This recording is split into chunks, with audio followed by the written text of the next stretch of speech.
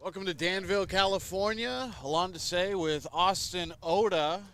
Just about to get started on a extended game, a game that was postponed until today. This game originally against the Sonoma Stompers took place on June 9th, so about a month ago, and it went all the way to the top of the 13th. That's where we'll resume things here. It's 10-10. The Crawdads with a chance to get another league win today, as well as in the regularly scheduled game at 1. So kind of a funky day, not really a doubleheader, more of a mini doubleheader. But the Crawdads will be up to bat first. Even though we are in Danville, California, this game originally happened, the fourth game of the season, that is. It happened in Sonoma. So Sonoma will be the home team today, at least for this extra innings contest that's got to be resolved, and the Crawdads will be up to bat first, even though they are at home in the second game. So just to kind of give you an update of what happened in that game, in the top of the ninth, the Crawdads had a run. They scored in the 7th and the 5th. They had 10 runs heading into the 11th, and the Stompers did as well. Neither team could score in the 11th or the 12th. Both teams look a lot different than they did back on June the 9th. A lot of changes, pretty much new defensive positions for just about everybody on both sides. Really the only exceptions being for the Crawdads, Schmidt still in center, Brome still in left, and Duroff at first. Otherwise, Donnelly was originally catching that game. It'll be Tejero behind the plate. Jacob Craig was at third. Now it's Matt King. Tyson Corio's at second instead of Jude Putz, and Tavares Tears is in right field instead of Jack Ben-Shoshan. When the game does start, the ghost runner for the Crawdads will be Matt King. He'll be over on second base, and it'll be Tejero, Ben-Shoshan, and Corio, 7, 8, and 9. The pitcher for Sonoma will be Alex Leopard. I've seen Leopard pinch hit and play out in the field, but he's going to try to get through an inning here at least for the Stompers, who are looking to get back on the right track in division play. They did start very hot. Looking at the scorebook, they were 3-0, just like the Crawdads, but both teams really have been heading in opposite directions. And one more thing, Austin, before you come in here, the Crawdads, 5-game winning streak and a chance for 6 and to get an extra win today as well. Yeah, so I think what we've kind of decided, at least in the lore of the Crawdads fans, is, you know, if the Crawdads win the first game, then it affects the winning streak, and if they don't win the first game, then it doesn't affect the winning streak. And that's kind of how we'll just play it. Officially, the game won't count either way, but I think, you know, the Crawdads are playing really good baseball right now, and I think the fact that they get first ups with a runner on second is huge for them. And, you know, even though it's not going to count to the win streak, you can't take away the momentum the Crawdads have right now, and I think that's huge. Last night's victory was pretty insane. It was a game that didn't feel like the Crawdads really had a chance in for about 8 innings.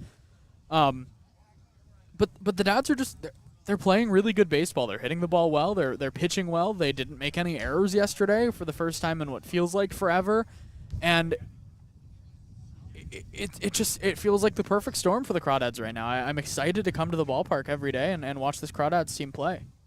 Well, the Crawdads been playing really good ball. A couple of walk-off wins in the past week, just absolutely huge. Coleman Schmidt back on Saturday a week ago, and then yesterday was Ryan Ellis with his big walk-off homer. The Crawdads come into this game 13-7 and 7-5 in CCL North play. The Sonoma Stompers 8-13 overall, 5-9 in CCL North play. The Crawdads are 3 games back of the Prune Packers, and kind of a golden opportunity to gain some ground on Healdsburg, because the Crawdads are the only team playing 2 games today in the entire CCL. Well, the Crawdads, if they win both of these 2 games, they automatically pick up a game against the a full game, because the Packers are playing the SF Seals, an out-of-league team. So the Dads obviously pick up a half game either way with a win or a loss. So they could either, you know, gain a full game, lose a full game, or draw even. And I think gaining a full game on the Packers before they come into town tomorrow would be huge. Yeah, it would be very big for the Crawdads, who are 3 games back right now. Solano in 3rd place at 5 games back. They're on a 5-game losing streak. The Lincoln Potters are 6 games back and tied with the Potters in last place are the Sonoma Stompers, who are also 6 games back. But just about ready to get underway. The starter, the opener, the closer, the relief man will be Noah Zirkle, who was not on the roster when this game originally took place. He'll be a redshirt freshman over at Fresno State University. So Fresno State, 6'4" righty. It's the first time that we've seen Zirkle, and it'll be interesting to see how he fares. This was a game that the Crawdads had a lead in the top of the 10th, and then gave up 3 runs in the bottom of the 10th back on June 9th. Both teams kind of trading off who wanted to win this game, and ultimately it went so late they had to postpone it till today. So just to give you the lineup here, it'll be leading off it'll be Tejero, but then it'll be Ben Shoshin, Corio. Then the lineup card will turn over. The number 1 hitter, Coleman Schmidt, then Brian Duroff, Ryan Ellis, Kavares Tears, Ryan Brome, Matt King. Matt King will be the ghost runner when we finally begin today's action. It looks like we're going to get ready for the national anthem here, and we'll step aside and take a quick break, get that national anthem for you, and we'll be right back with the top of the 13th. Can't believe I'm saying that, here on the Crawdad Streaming Network.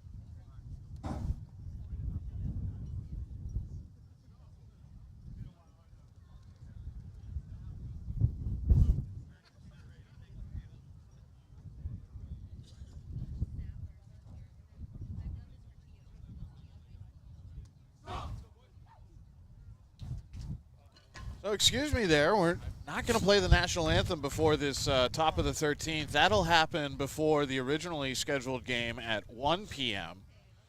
So Leopard out on the mound. Yeah, the anthem already happened, don't you remember? Yeah, feels like it was just yesterday. I feel like we were here just yesterday because we were. It was not that long ago. It's always interesting, these games on Friday, and then starting at 4 and then 1 o'clock on Saturday, 12 today, but then Sunday always 12 as well. So it kind of speeds the clock up, and players don't get as much rest as they usually do during the week. But Tejero will be leading off. Matt King will be just off of second. It is 10-10 in the top of the 13th. And this was a game where the Crawdads, they had come in. Both teams were 3-0 on June 9th when they came into this game when it was originally played, and the Crawdads had a chance, and they just they blew a 3-run lead in the bottom of the 10th, and luckily for them they were able to keep Sonoma scoreless, but the Crawdads also weren't able to get the win. So we'll figure it out today. Finally some finality, a decision going one way or the other. And Austin, you mentioned at the top of the broadcast how important this could be for the Crawdads. They could pick up a full game on the Healdsburg Prune Packers. Yeah, and I feel like we've been mentioning it for a while, but this game will finally give some guys some numbers. Matt King needs that first home run. Ryan Ellis needs, well, for a while he needed that big home run, but then, of course, he walked it off yesterday with a big bomb, and it'll be good to get some guys. So, Tejero just getting ready to step in. Leopard finishing his warm-up pitches. The defense for Sonoma, just to get this all straight, Gallagher was the catcher in the game back on June 9th. Today it'll be Kopp. Medina over at first, taking Kopp's spot. Kent at second. Handren injured, so he's not going to be with the team. He just underwent surgery on his quadricep. Govea at short. Bell at third. Rabin was originally at third. Rabin will be in left, taking McEnroe's spot. McEnroe in for Castillo at center, and Ronglin over at right field for Duffalo. So that's what it looks like. That's kind of the craziness we're dealing with today, and their lineup's a lot different as well. Reese Ken will be the number 1 hitter, Govea, the number 2 hitter, Kopp batting 3rd, Lamont batting 4th, Tucker McEnroe batting 5th, Ronglin batting 6th, Medina batting 7th, Mikey Bell batting 8th, and Noah Rabin batting 9th. So here is Leopard getting ready to throw his first pitch to Zach Tejero.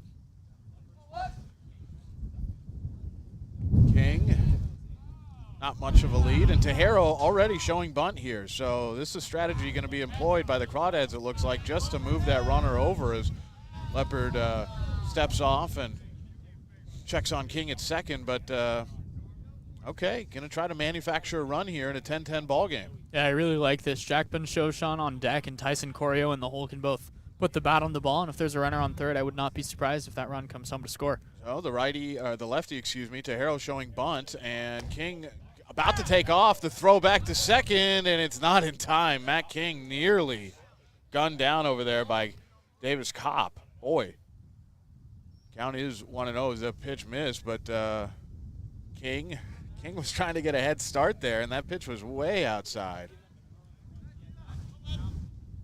Almost a pitch out there, and the bunt shown again, and Tejero cannot get good wood on it, and it's fouled back into the backstop. Very, very cold day here today in Danville, but we'll deal with it. It's hoodie weather. Austin, you like it? I do. This is my weather up in Dirty Huge, as they call it. This is Oregon every day. I wonder if the first pitch was a pitch out, by the way, to try to lure King off second. It may have been the 1-1. And this one is a chin check there, high and in. Tejero has to dive out of the way. Jeez. An interesting start to this top of the 13th, 10-10. Crawdads looking to double up today.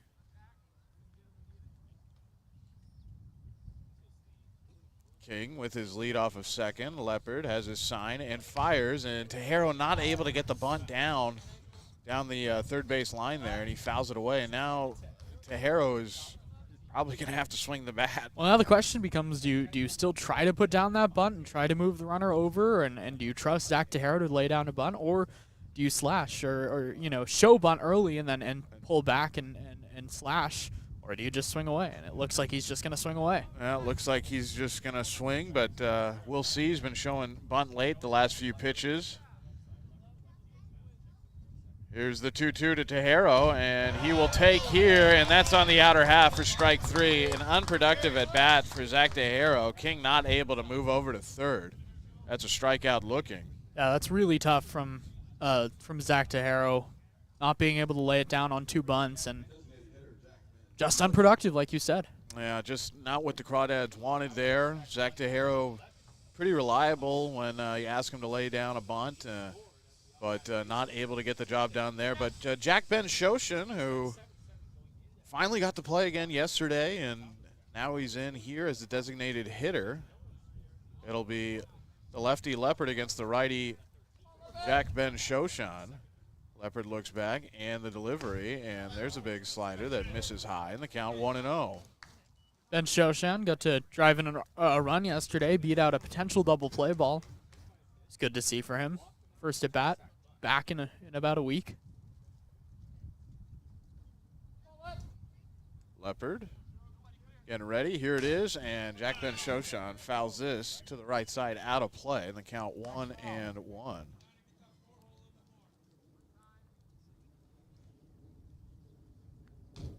Ben-Shoshan, it was good that he recovered so quickly, and that's always a tough play when the way he injured himself, he slid in and injured a couple of fingers. The 1-1 pitch, and Jack takes here, and this bounces away from Kopp momentarily, but he's able to scramble after it and get to it. Matt King has to stay over at second.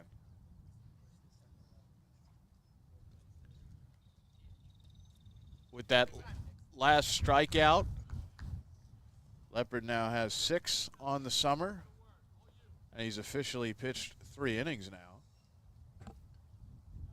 Still has not given up an earned run. And Leopard taking a lot of peeks back to second. Now he'll deliver, and this misses high and away, and the count 3-1. So good job getting out in front here by Jack Ben-Shoshan.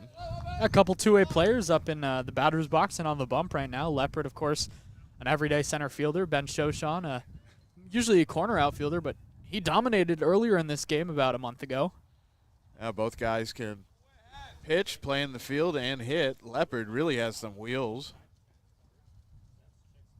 And the 3-1, here it is. Jack Ben Shoshan takes all the way there, and that's a strike. And the count will run full, 3 balls and 2 strikes with 1 away. King, the ghost runner here, over at second. Crawdads have not been able to advance King. They tried bunting him over with Tejero. On deck is Tyson Corio.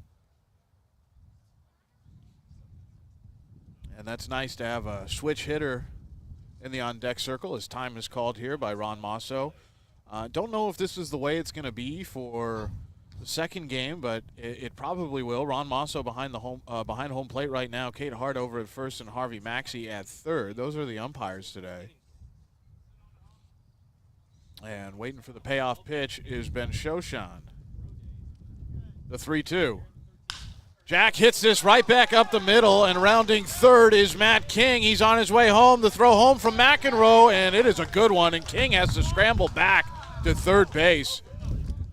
That ball wasn't hit very deep. It was in shallow center, just right up the middle, and a really good job by McEnroe to charge it extremely quickly and to get it back in with a lot of expediency, and there's going to be runners on the corners. I thought for a moment as that ball was getting into the outfield there, as it got through the infield, that Matt King would have the speed to get home, but a very good play there by Tucker McEnroe in center. Yeah, I don't think that was a problem with his speed as much as it was the defense was playing shallow, kind of like what we saw yesterday against Lincoln when there were runners on first and second in the bottom of the ninth with Ryan Ellis up. The outfield was playing shallow to try to cut off that run at the plate in case something were to drop in front of them, and it's exactly what the Stompers are doing right now. Worked very well. That was a good tactical decision there to bring the outfield in. The outfield's going to stay in, and this time might see McEnroe creep up a little closer, as well as these corner outfielders, Rogland in right and Rabin in left, just because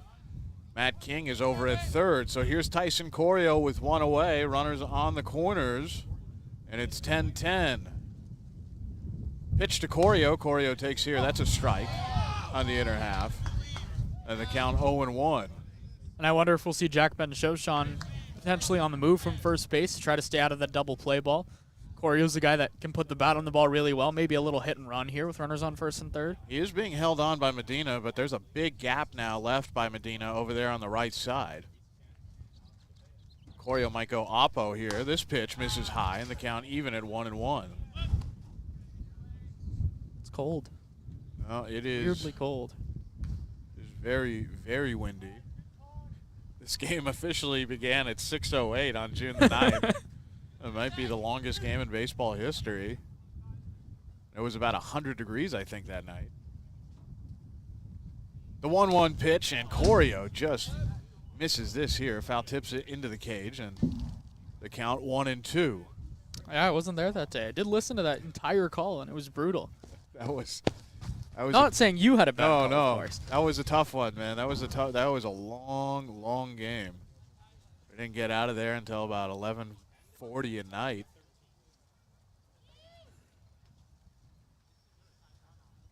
No.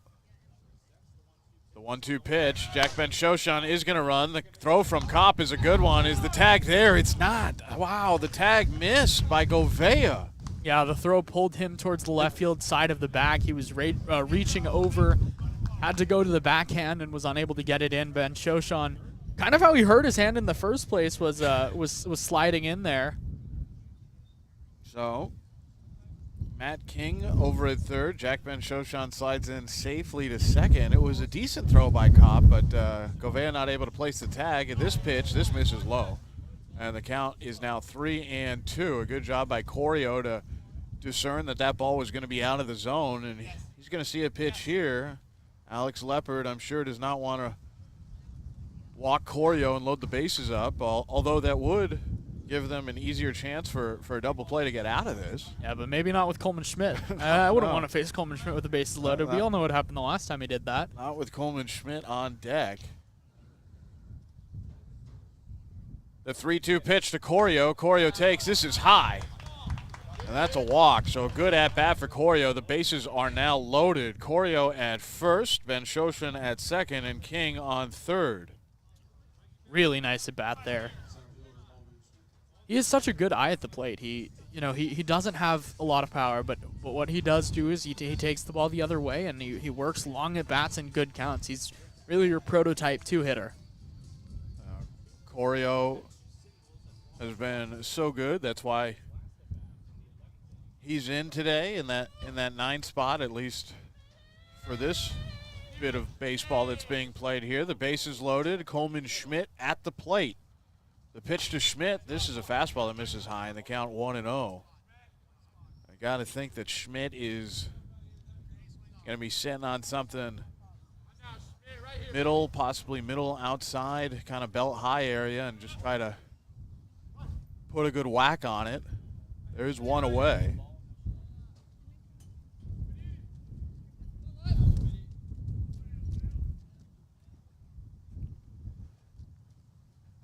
And the 1-0 pitch, and Schmidt takes here. That pitch kind of right in that area that I thought Schmidt would be hunting after, but he doesn't go for this one, and the count is 1-1 after a good strike from Leopard. Seems weirdly enough that he likes off-speed pitches from righties more than he does lefties. It's a little backwards, but... Leopard looking in. Kopp setting up on the outside there, and Schmidt does go after this pitch and hits it foul out of play past the bullpen and stretching area of the Crawdads.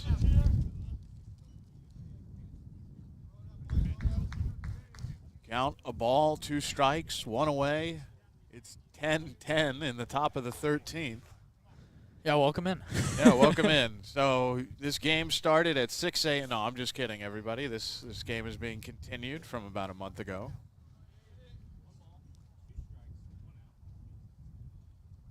But Austin's been here since 6 a.m. getting everything ready. It was incredible. So the 1-2 from Leopard to Schmidt. Schmidt hits this foul, able to stay alive. Count will stay 1-2. Crawdads just need a hard hit ball here. The infield on the corners playing in. Not much of a gap now on the right side, but a hard hit ball on the ground should get through unless it's straight to one of these infielders. The 1-2 pitch, Schmidt takes here and trying to pull it back down and kind of buy a strike call there was Kopp to no avail, and it's 2-2. You know, I think they'd like a hard ground ball to the corners or a soft one to the middle infield that Schmidt could beat out if they tried to roll 2. Schmidt is very fast, and if he does hit it weakly, he has a chance to leg it out. The 2-2 pitch to Schmidt, and he hits this to the gap in right center. Going back is Rogland in right, and that'll score 1. And now 2 are going to come home to score, and they're going to try to clear the bases. Coleman Schmidt ends up on third, and 3-run score. A safe slide at home by Tyson Corio. Coleman Schmidt with a 3 RBI triple. It is now 13-10. Man, that guy can hit. He can, and you know what? That ball was hit very well with how far in the outfielders were playing. It was easy for Schmidt. That ball got all the way to the fence, and Schmidt did a great job at just hustling, getting all the way to third. The Crawdads with a 3-run lead now. It is 13-10. Way to clear the bases there, Schmidt. And now, I mean, the Dads have had a 3-run lead in this game in extra innings before. They need to add on a little bit. They can't take their foot off the gas. Pitch here is hit very high by Brian DeRoff into shallow right. The wind playing some tricks there with the right field Rogland, and Schmidt's going to tag up from third. The throw is there, and the tag is applied by Kopp. So out there in shallow right, and a nice throw from Rogland to get Schmidt, who, you know what, might as well try to use your speed. And yeah, why not? With 2 outs, it's 2 outs, 3 runs. You don't know. You know that's going to be an out for sure, so might as well try to test the throwing arm of the right fielder Rogland. But the Crawdads are able to take a 3-run lead. It is 13-10. Bottom of the 13th coming up. It'll be Noah Zirkle who's going to try to get this win for the Crawdads. Right, welcome in. Yeah, welcome in. So we'll be right back with the bottom of the 13th inning, a continuation game from June the 9th here on the Crawdads Streaming Network.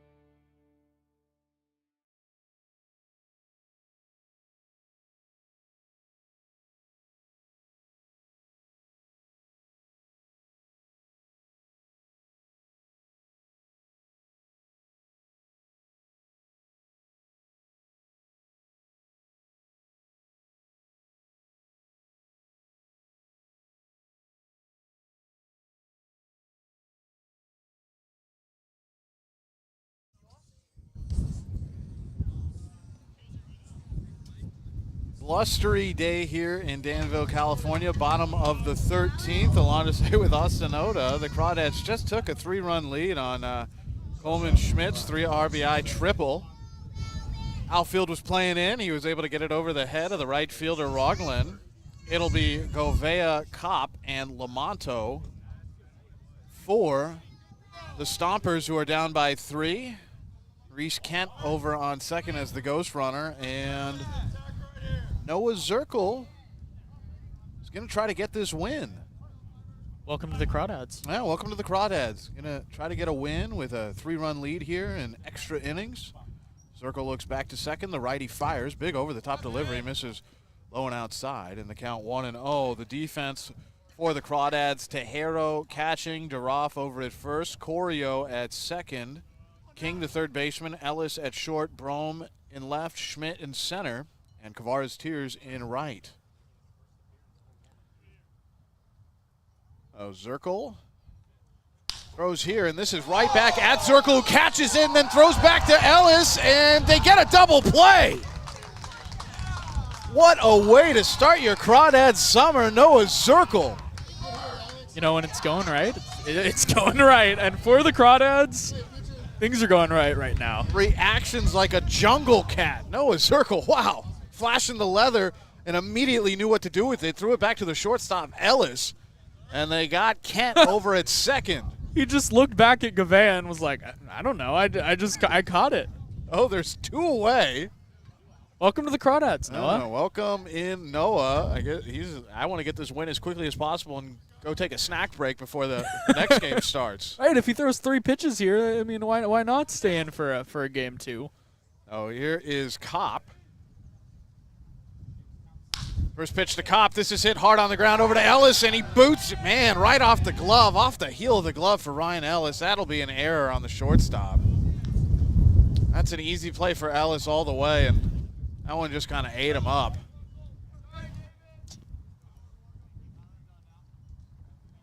I was looking forward to a 3-pitch inning almost, but nothing going for us there. It was.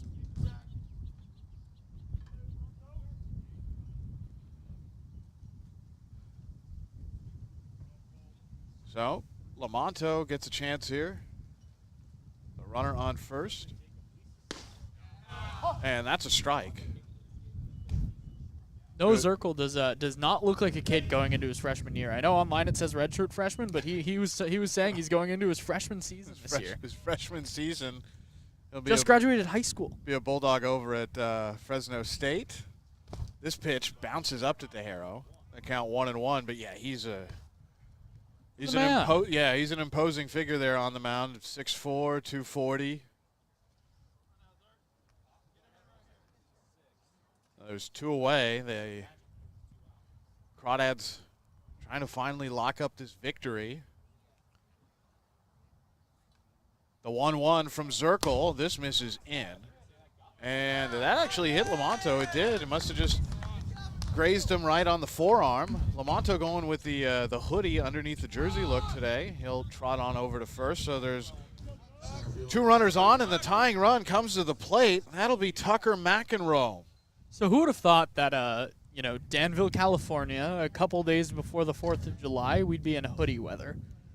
I would have. I've had a lot of cold 4th of Julys in the Bay Area growing up here, and it's nothing like my stomping grounds out in Las Vegas where it's about 105 every day right now. Pitch here, a big swing and a miss. Nice pitch from Zirkle. Tucker McEnroe, been a good player for the Stompers. He was impactful back on June 9th. He's trying to be impactful here. Count 0-1. And this pitch drills him, and all of a sudden, Noah Zirkle kind of losing some control here. 2 straight batters hit by pitches.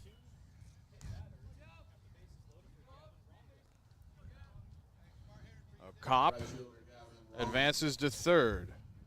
Lamonto at second, and Tucker McEnroe at first. McEnroe was 3 for 6 on June the 9th. He is still 3 for 6 in this game. A couple of singles, a double, and 3 strikeouts. Noah Zirkle looking for the magic stuff here to put away a Rogland.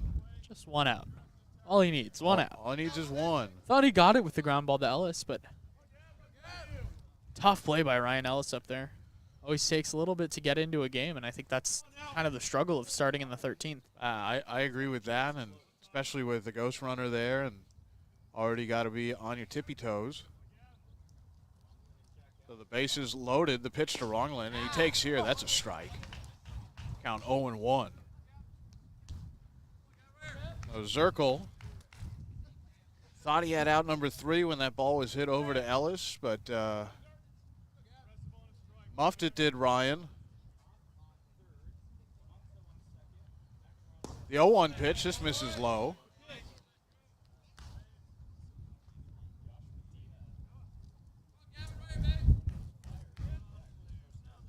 Time of game.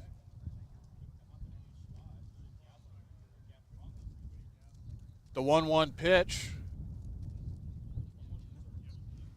Zirkle drills another batter. That's 3 in a row. A runner comes home. It is now 13-11. A nightmare scenario here for Noah Zirkle. The error seems to have really got him miffed out there on the mound. And there's still 2 away. Manager Cummings is going to go out there to go speak to Noah Zirkle.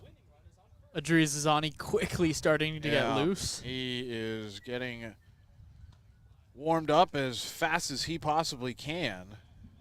That's 3 batters hit in a row after the error by Ryan Ellis. So the Crawdads just need 1 out here. Somewhat reminiscent of the Colson Abel outing yesterday, where it seemed like he just couldn't throw a strike.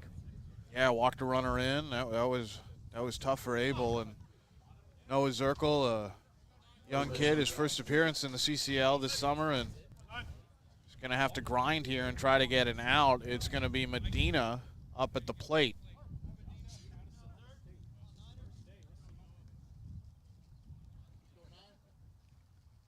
First pitch to Medina. He hits this hard on the ground down the third base line, but foul. The count 0-1, so a good job to get ahead there by Zirkle. He's just got to make sure he doesn't come in on the righty Medina here. Bases are loaded. Josh Medina, first day as a Stomper would be a good day to make some friends. Stompers trail by 2. The 0-1 pitch from Zirkle. This is a little looper that's going to land and fielded by Corio. He's going to have it and throw over to first in time for the 3rd out. I thought that had a chance to get through, but Corio so athletic, able to get to it before it bounces too far away from him. And the Crawdads win this 13-11. Somehow. Oh, Jack Ben Shoshan gets the win. Who is the losing Alex pitcher? Leopard. It's going to be Alex Leopard. And the Alex save goes Leopard, to Noah and the Zirkle. save goes to Noah Zirkle. So now that that's all cleared up, that was a marathon that finally got finished today. A game that was on June 9th is resolved at 12:31 p.m. on July the 2nd. The Crawdads got a full game coming up. We're going to step aside, but the Dads win this. They win it 13-11. The final line score, as we can finally give it to you, 13 runs, 14 hits, 6 errors by the Crawdads. Not every day that you win a game where you commit 6 errors. The Sonoma Stompers, 11 runs, 11 hits, and just 1 error. So once again, the winner, Jack Ben Shoshan, the loser, Alex Leopard, and the save to Noah Zirkle in his first appearance of the summer. We'll be back for more Crawdads baseball. We're thinking that the game is going to start off right around 1, and we'll be back around 12:50. Going to take a quick break, go get the lineups for the next game here, and Austin and I are going to try to refocus and call this next one. Kind of a mini doubleheader, Austin. You ready? The Dads are hot. I'm ready. The Dads are hot. So their record, we can say now, does improve. They are now 14-7, and they are 8-5 in league play. So the Dads win 13-11. They get a win in the bottom of the 13th, and the next game is going to take place at 1 p.m. here in Danville, California today. We'll be back in about 20 minutes, folks, for some more Crawdads baseball. Thanks for staying with us here on the Crawdads Streaming Network.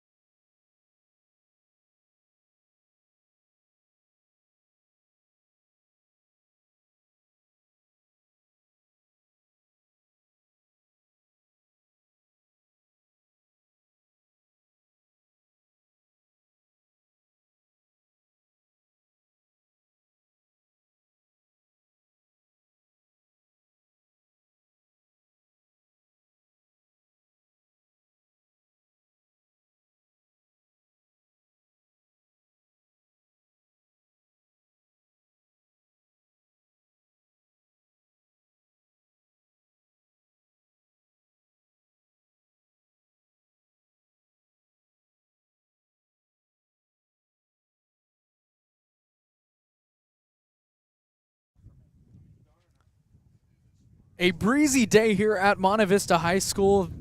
Game 2-ish of the day so far today. Welcome in here in Danville, California. Austin Oda. I'll be joined by Alon Desai for officially the first game between the Sonoma Stompers and the Walnut Creek Crawdads. The Crawdads earlier today, about 30 minutes ago, won a resumption of a game that began on June 9th.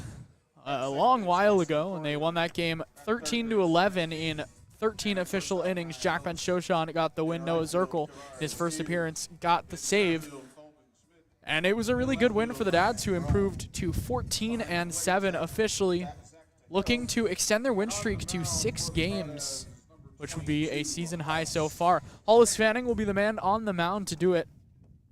Fanning this season just came off his best start of the year, going 8 innings, allowing just 2 earned runs. He's doesn't have a decision on the season in 4 games, including 1 start. Does have 11 strikeouts and 15 and 2/3 innings pitched with a 5.17 ERA.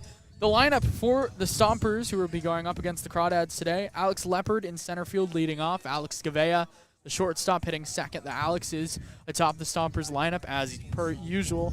Colton Lamonto, the DH, will hit third. Jack Gallagher, a new player, or a player that we haven't seen at least when the Crawdads have played the Stompers so far this season. He'll be in the 4th spot, and he'll be catching. Josh Medina at second base in his second official game with the Stompers. Tucker McEnroe, the right fielder, hit 6th. Connor Sharpio, the big first baseman, bats 7th.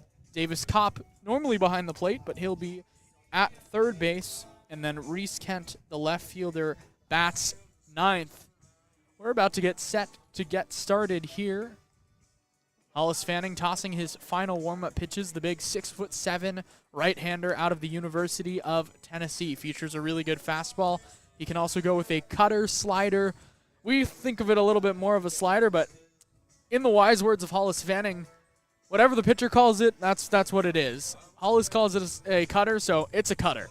And, you know, there are guys that I would, there are some guys that I wouldn't want to take in a fight, and Hollis Fanning's one of them. So if he wants to call it a cutter, I'll call it a cutter too. He also has a changeup and a big curveball, but mostly he'll go between that fastball and the curveball. The fastball sits in the low 90s. It can touch up to 95. And all the other pitches about 5 to 10 miles an hour slower. The hardest of the rest of them being that cutter. We're about to get set to go here in Danville, California.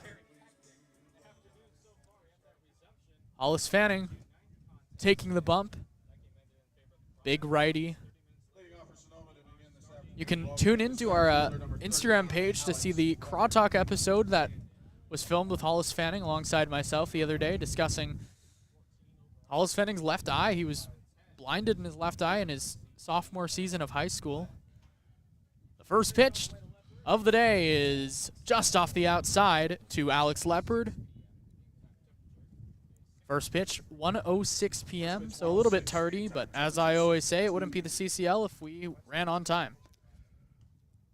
The 1-0 over the outside with the fastball, 1-1. Game time, temperature 62 degrees. A breezy 62. The Stompers and the Crawdads. Fanning peers in over his glove. Now takes a step off. Leopard so far on the season, left-handed batter, 389, no home runs, does have 3 runs batted in.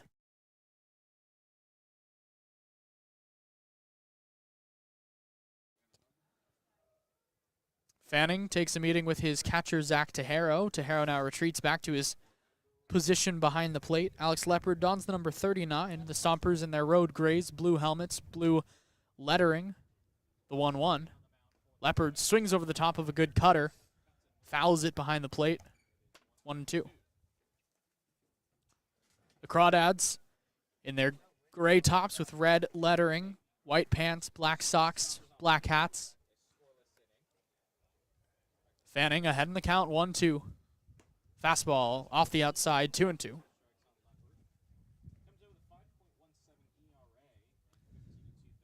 Fanning in his last start went 8 innings, striking out 5. The 2-2. Fouled back behind the plate by Leopard, and he'll stay alive, 2-2.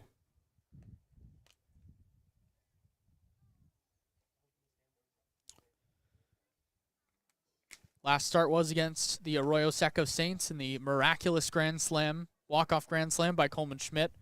9 hits allowed, but a lot of weak contact. 3 earned runs, a walk. The 2-2. Popped up, foul, left side. King ranging over. Does he have enough room? He does not. It lands just past the dugout of the Stompers, and the count stays at 2-2.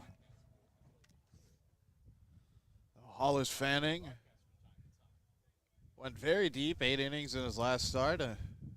Wonder what he has today. I'd like to see him at least go 5. I'm sure he wants to go 8 or 9. Always wants to go 9. The 2-2. Fastball lashed at and fouled off to the left. So a nice at bat so far from Alex Leopard.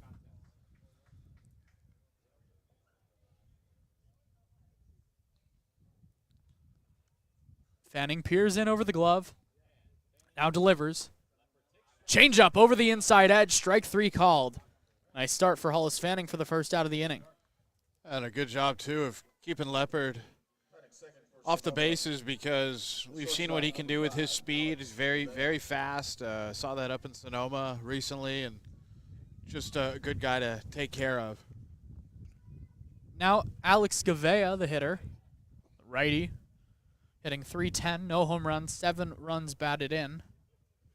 Not a super powerful Stompers team, which is funny considering the park they play in. First pitch to Gavea over the outside edge with the fastball, 0-1.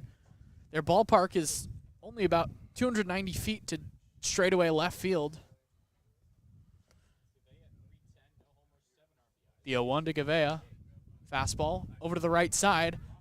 Laying out is Duroff, and he'll pick it on a hop and run to the bag for the second out of the inning. So the ball wasn't hard hit, but it was a nice job by Duroff to keep it in the webbing of his glove and then take it to the base for the first out, or the second out. I was kind of surprised he went into the dive there. It wasn't hit that hard, but just the way his positioning was there, he had to do that. But man, him and Matt King, they're so good on the corners, and really defensively, this team is just rounded into form. Here's Colton Lamonto, the DH today. First pitch from Fanning. Misses down low, 1-0. Lamonto so far this summer has hit to the tune of a .289 average, a home run, 12 batted in. Fanning working quickly, delivers the 1-0. High pop-up, straight up on the infield. King is under it, now coming in hard, but he reaches out and makes the catch for the third out of the inning. A 1-2-3 frame for Hollis Fanning.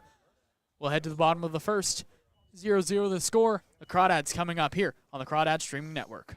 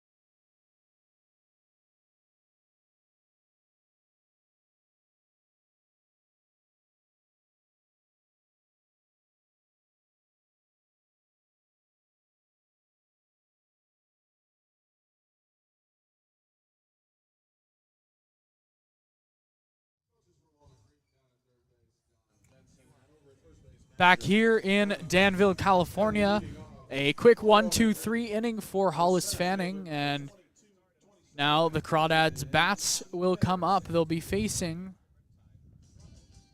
the right arm of Orlando Leon. Leon so far this summer has been really good. 4 starts, 15 innings pitched, 13 Ks, a 1-2 record, but a 1.8 ERA. That's tough, 1.8 ERA, but not getting the results you think would come with that. So here's Coleman Schmidt. Schmidt so far this summer, averaged 420, 6 home runs, 21 RBI. He takes down low. Hit a huge 3-run bases clearing triple in the resumed game that occurred earlier this morning. 5 doubles, 2 triples, 6 home runs for Schmidt. The 1-0, way inside with an off-speed pitch, 2-0. A big breaker there from Leon.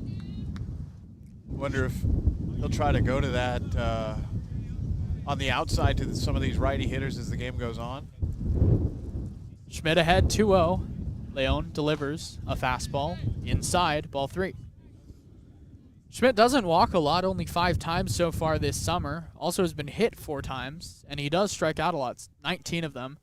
But in danger of being walked here, the 3-0 over the outside with the fastball, 3-1. Just trying to get a strike there, Leon. But that's dangerous to Coleman Schmidt because he'll swing in any count. The 3-1. Schmidt swings, fouls this one back into the glove of Gallagher, 3-2. All the way back from 3-0 to 3-2 is Orlando Leon. The 3-2. Schmidt fouls this one back to the screen. Count stays full.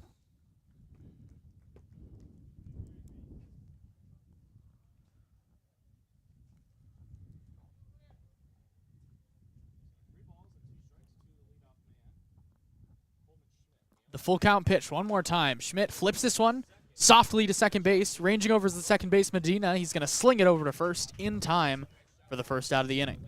Medina had to wait a long time for that ball to settle and was able to flip onto first. A good job by the leadoff hitter Schmidt, getting to a full count. That'll bring up Ryan Ellis. The lineup today for the Dads: Coleman Schmidt, Ryan Ellis, Ryan Brome, the first 3. Then Brian Duroff, Kavaris Tears, Jack Ben-Shoshin back in the lineup in the DH spot. Matt King, Zach Tejero, and Tyson Corio. Ellis shows bunt, takes off the outside, 1-0. That was interesting there. Been seeing a little more of that out of the Crawdads lately. 257 average, 3 home runs, 11 RBI. He drags this one down the left field line, and it'll go foul. Tried to push a bunt there. What do you think about that bunting early in the game, Austin? Well, Ryan Ellis's last at-bat didn't go so poorly. I'm not sure why you would want to change anything he's doing in the box right now. Of course, the majestic, towering shot to right field in yesterday's contest to walk it off. It's a good point. Leon taking a long time. Now he's ready. The 1-1. Ellis takes just a little low, 2-1. It's good to finally see those Ellis numbers come up a little. We knew they would come up after the completion of that first Sonoma game, and now it's taken a long time, but here they are. 2-1, misses way up high, 3-1. 257, looks a lot better than the 213 he was at yesterday. 3 home runs, 11 batted in, 5 steals. The 3-1. Ellis blasts this one to right field. Is it going to stay fair? No, it's going to drop just foul. A couple feet past the right field chalk, 3-2. Trying to do what he did yesterday there. Although it's going to be tough today, really, for anybody to hit the ball out of the ballpark because the way the wind is blowing in. It's not going to help any of these hitters for either team. Well, Ellis is mighty strong. We saw that yesterday.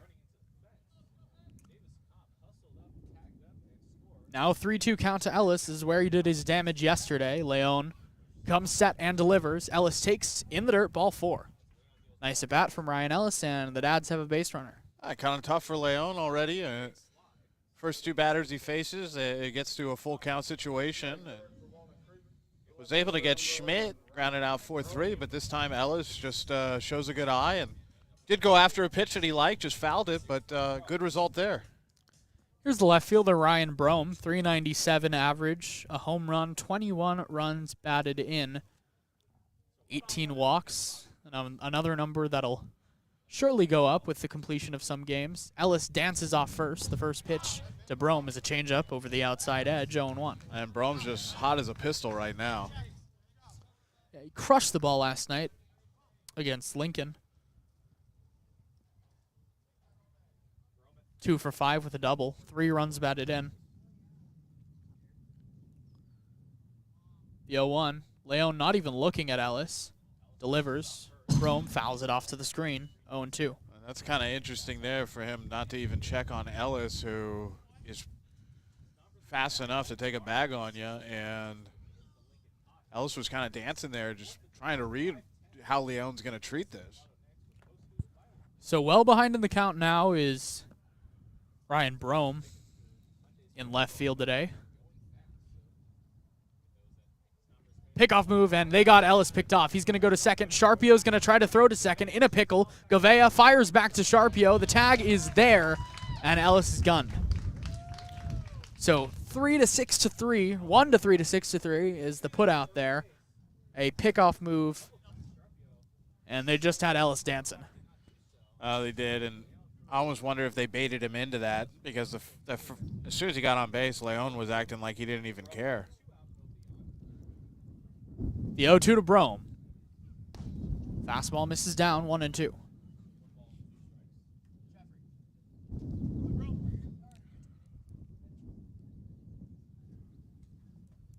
The 1-2 to Brome. Brome hits a fly ball, shallow left field. Ranging out of the third baseman and the shortstop. Is it going to drop? It will, but it drops foul.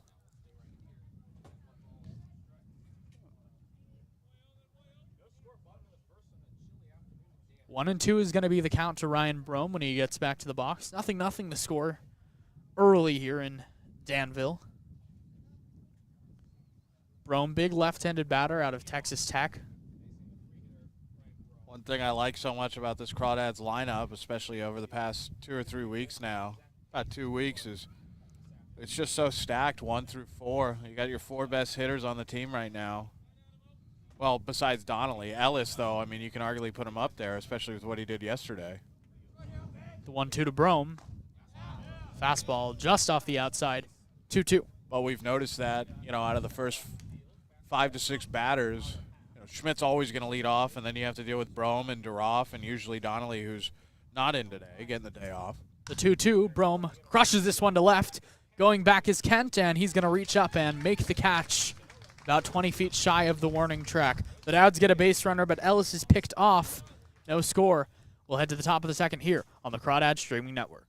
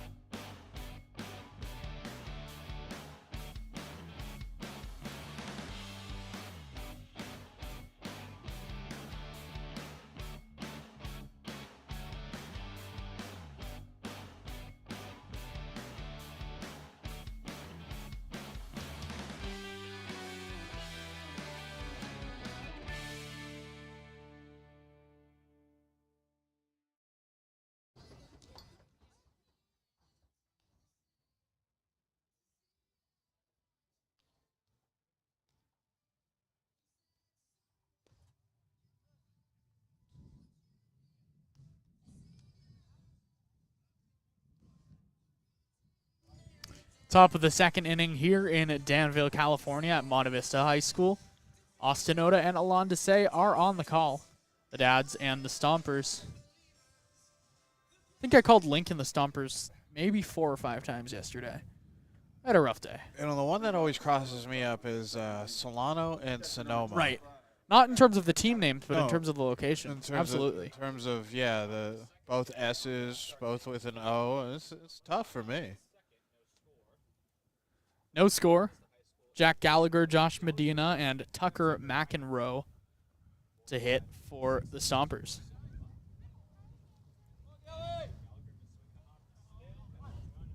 Fanning quickly ready. The first pitch to Gallagher is a high fastball, 1-0. Gallagher so far this summer, 204, but does have 2 home runs and 9 RBI. Strikes out a lot, 21 times just early this summer. I guess we can't really say early this summer anymore, as the 1-0 catches the inner half, 1-1. Well, we're just about halfway through now, and just a testament to the good ball that the Crawdads have really been playing over the past 10, 12 days here. 7-3 in their last 10. The 1-1. Cutter misses in. Might have been the curveball. 2-1. 7-3 in their last 10, but 5-0 in their last 5. Like we were talking about, it always starts with that one that you shouldn't win. That was the walk-off grand slam by Coleman Schmidt as the 2-1. Big swing and a miss on a fastball, 2-2.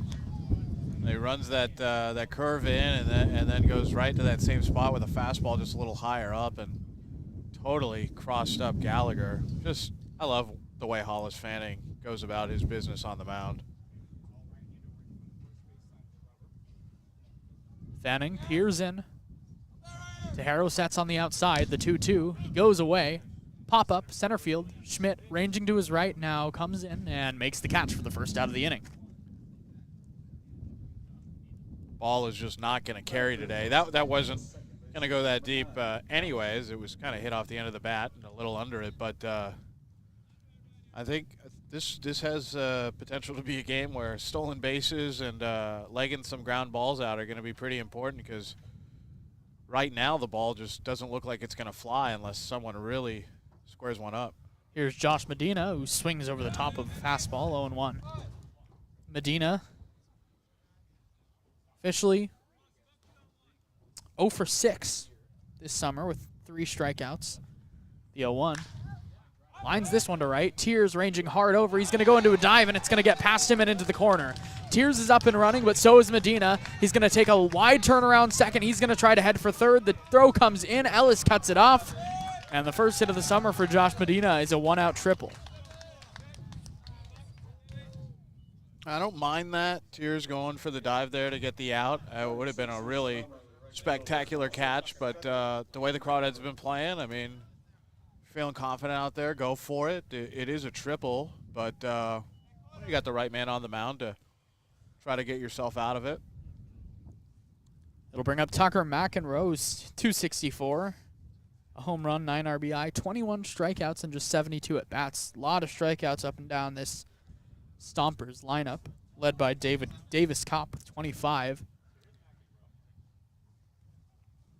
First pitch, big curveball, and McEnroe can't hold up. 0-1. Yeah, the strikeouts have been an issue. About 2 weeks ago, they had a 7-game stretch where they had struck out around 75, 76 times. I mean, Fanning delivers the 0-1. Changeup, swung on and missed. Nice pitch. Yeah, and we did the math on that, Austin, on the bus ride up there to Sonoma a couple weeks ago, and it was averaging around 13 strikeouts a game. 0-2 to McEnroe. Fanning delivers. Fastball just a little high, 1-2. Good location, trying to get him to chase after the changeup down.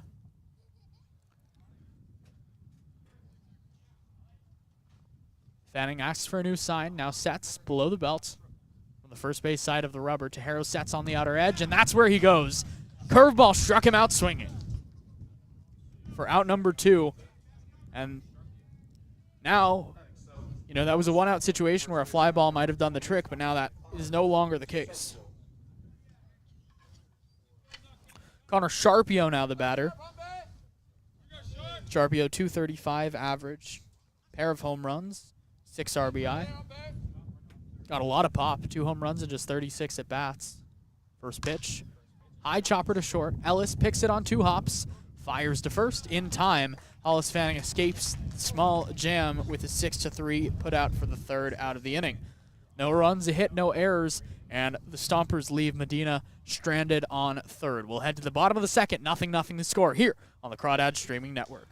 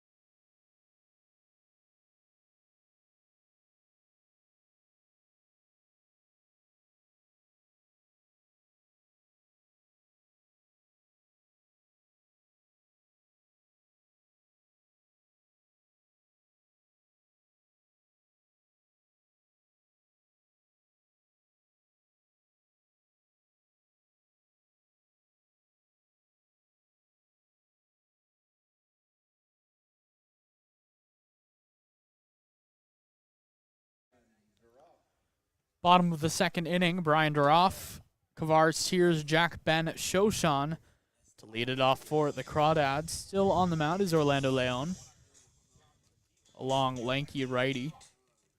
Duroff this summer, 346, 2 home runs, 13 runs batted in. He's been on a tear recently. Hit a home run the other day when the Crawdads were at Sonoma. First pitch is a big off-speed pitch that misses low and away, 1-0.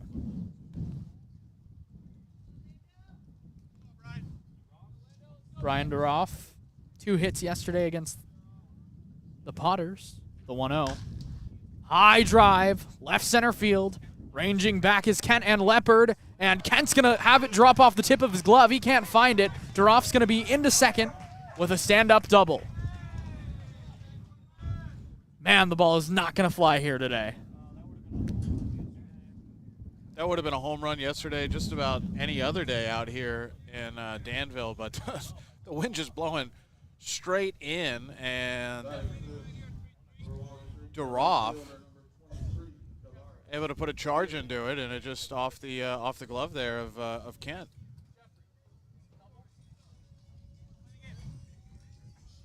So a double for Brian Duroff, and he continues his tear. That'll bring up the big lefty Kavaris Tears out of the University of Tennessee. 195 is average, just a home run, 3 RBI. You really would like that West Coast Kings game to go in the scorebooks. Leon checks second. The first pitch on the outside with the fastball, 0-1. Yeah, when that does get officially uploaded to Point Streak, he'll have 2 more home runs and 9 more RBIs.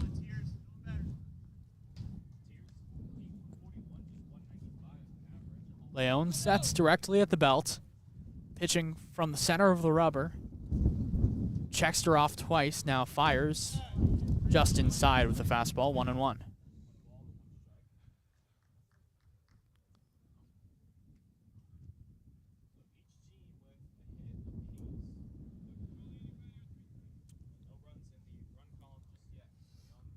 Leon sets his catcher standing on the outside, but it comes in and catches the zone for strike 2. And this is where Tears has struggled a little bit lately. And he's got 2 strikes on him. He's got to make sure he doesn't chase here. Tears does strike out a lot. The 1-2. And he goes down swinging a high fastball. And Tears couldn't hold up on the high cheese. And that's just been the struggle over the past week for Kavares Tears, and he'll get it corrected. He knows what to do. Smart hitter. Yeah, smart, very smart hitter, and he has a good approach. He knows he just has to keep it a little more simple up there, and we'll see that as the second half of the season rolls on. Here's Jack Ben Shoshan. Good to see him back in the lineup officially. Got a single in the completed game earlier today. First pitch crosses up the catcher Gallagher and misses outside. 1-0. It is good to see Jack back. It was also fun to have him up here for a couple of games, but much better to see him out there on the field. And just wonder when the first time we're going to see him on the mound again, or even out in the outfield. Oh, it was a blast to have him up in the booth with us. It was very, very fun to have up here. He had a good time, and we had a good time with him. His mom always listens to our calls. The 1-0. Down and away, 2-0. Ben Shoshan so far this season. Bats just under 250, 243. 6 runs batted in. Also 6 stolen bases. Ahead in the count 2-0. Leon sets, delivers. Big slider over the outer edge, 2-1. A good pitch there. Very good pitch there from Leon, and still ahead here for Ben Shoshan. Just got to find a pitch he can work with. The 2-1. Line drive. Gavea is going to pick it on a hop and fire to first. And a nice play by Alex Gavea. A little cue shot there off the end of the bat, and tried looping it into center, but a good job by Gavea. And Crawdads still have a chance here with a runner in scoring position, and Matt King, I've really been seeing a lot of improvement out of, and I know you have as well, Austin. He's been getting warmed up at the plate here. We'll see what he can do. King, 225 is average. Does have a home run now, 6 runs batted in. That home run came about a month ago, but finally came into the books today. The first pitch, King flips this one foul off to the right. How many times do you think I'm going to mention the completed game from earlier today? Quite a few. I mean, I will already been quite a few. It was a big one. I mean, it was a CCL North game. It gives the Crawdads some ground, and try to pick up another here. 0-1 to King. Draw off, no one holding him at second. The middle infielders retreat, the 0-1. Down and away with a slider, 1-1.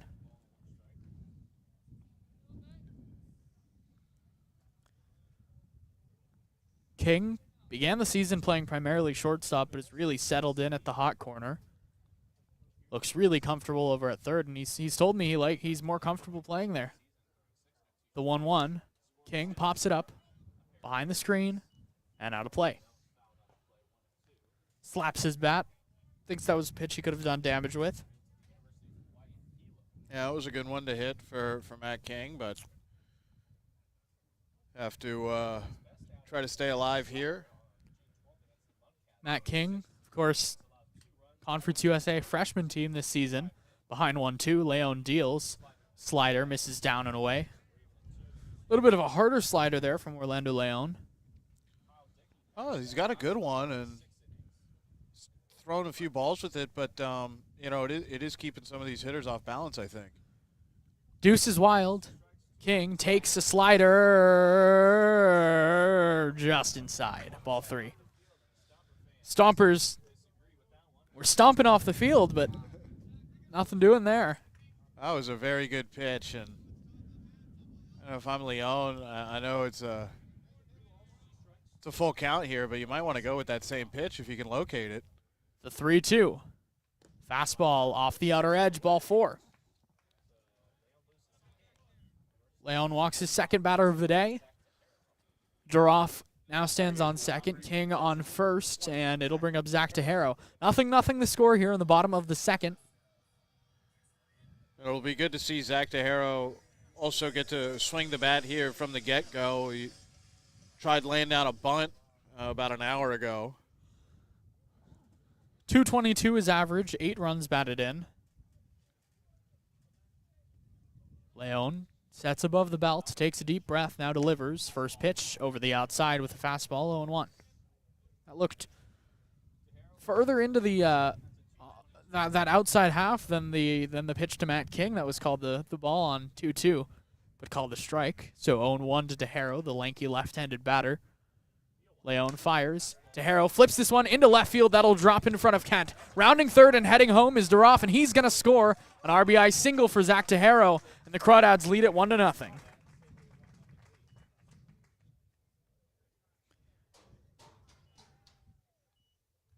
Nice piece of hitting for Zach Tejero. That's what he's going to do. He's going to put the ball into left field. Do just enough with the bat.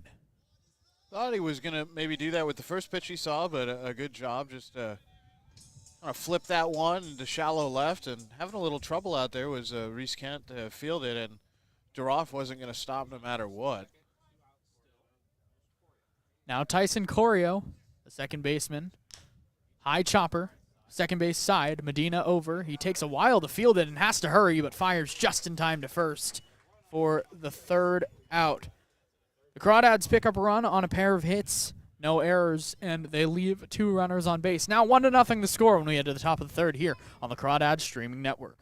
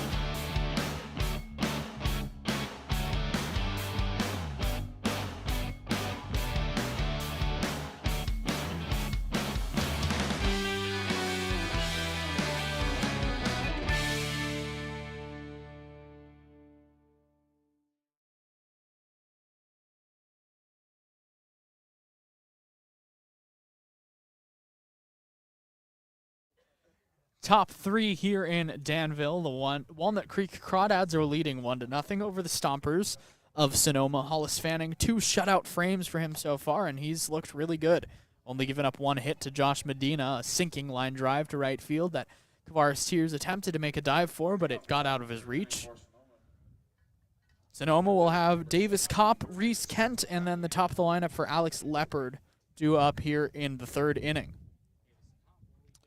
Kopp, the big bat out of the University of Utah, only does have that 1 home run so far this summer, but he can plant one at any time. 160 average, 8 runs batted in, 25 strikeouts. First pitch, fly ball, right field, and foul. Also might see a little bit of extra power out of Kopp today. He doesn't have to be in the catcher's squat as Gallagher is behind the plate for the Stompers, so sure Davis is happy about that. The 0-1 to Kopp. Ground ball to third. King's going to wait on it. Double clutches, fires high, but Duroff pulls it back down. Kopp not running hard. First out of the inning. Good amount of fans here in Danville today.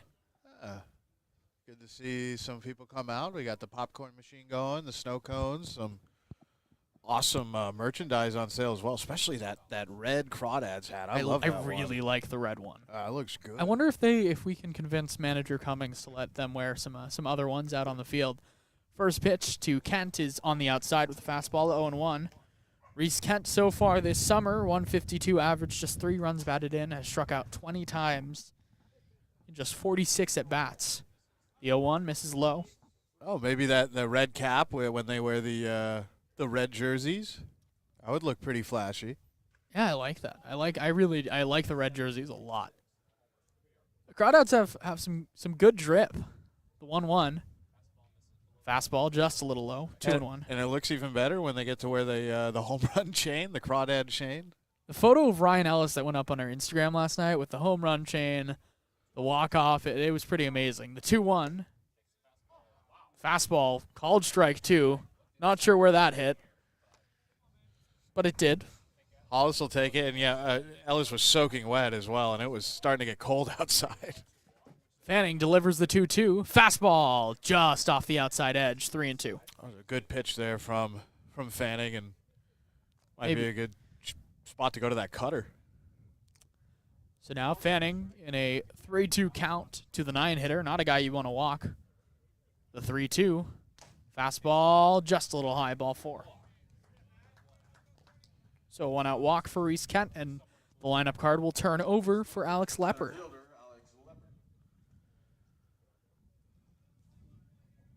I think there's a good amount of Crawdad family out here today. We just met Jack Ben Shoshan's parents. I know Daniel Rainey's parents are out here, our assistant GM.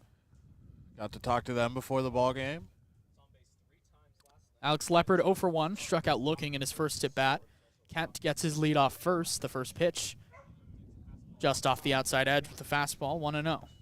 That looked closer to a strike than the 2-1 to Kent, but for a second I thought it was a strike, but that was a dog barking. That was not the strike call.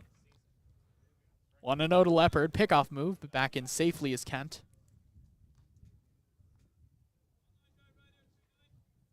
I just saw Nate Nordell get popcorn from our popcorn stand. Good for Nate. He deserves it. He pitched well yesterday. Yes, he did. I talked to him after the game yesterday as Fanning sets for the 1-0. Deep breath. Pickoff move, but back in safely is Kent. Yeah, I talked to Nate Nordell after the game yesterday. He pitched about 3 innings, came in relief, and the first batter he faced in his second inning of work, he got out of a jam that was inherited by Colson Abel, but then the first batter he faced hit a ball right off his leg, and he was like, that was the first batter, and I was like, okay, that's the type of game today is going to be. Leopard swings way over the top of a curveball, 1-1. But Nordell, even with that bruised leg, pitched really well. Oh, he did, and we were wondering if that was going to affect him. The first couple of pitches right after, still got the adrenaline pumping, but he was able to bear down and get through it. 1-1. Fanning delivers. Ground ball to first. Duroff's going to take it to the bag for 1. He's going to fire to second. The tag by Ellis is there. A 3-6 double play, and that'll end the inning. And Hollis Fanning is dealing. No runs, no hits, no errors, and no runners left on base after the double play ball. Duroff to Ellis. We'll head to the bottom of the third here on the Crawdad Streaming Network.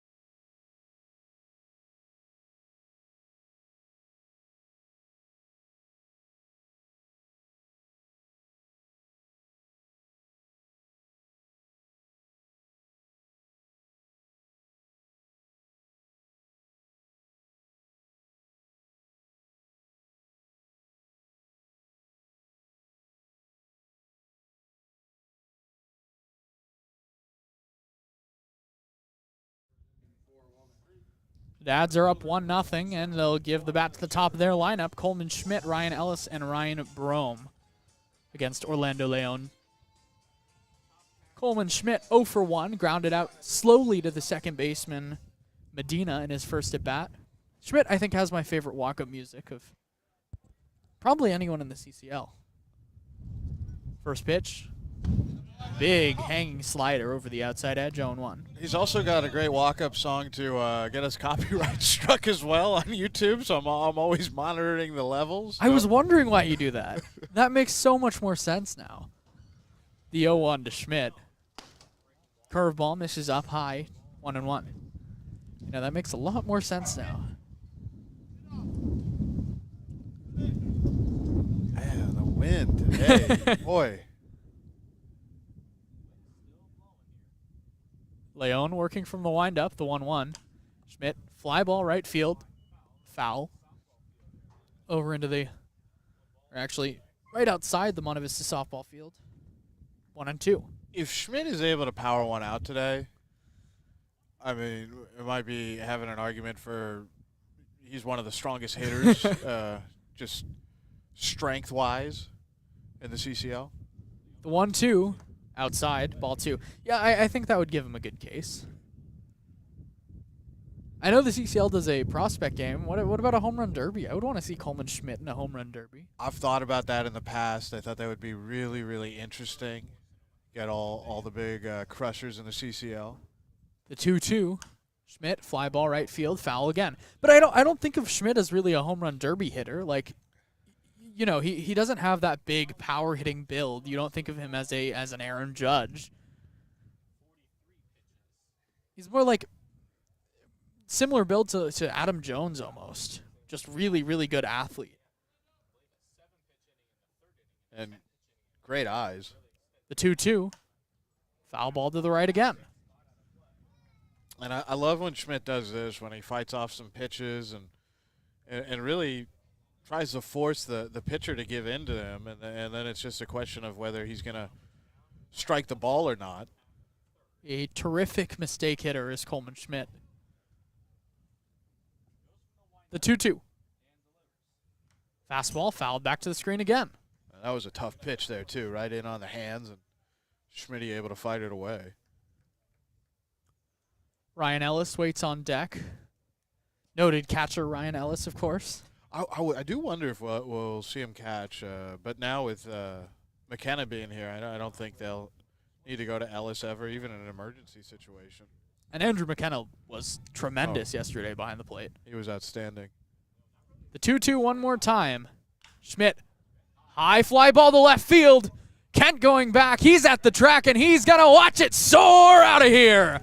Coleman Schmidt do it again. 7 home runs this summer, and Coleman Schmidt gives the Dads a 2-0 lead. Just had a feeling about that at-bat, and boy, is he strong. That wind is blowing straight in, and he didn't get a cheapie over near the scoreboard. That was into left center.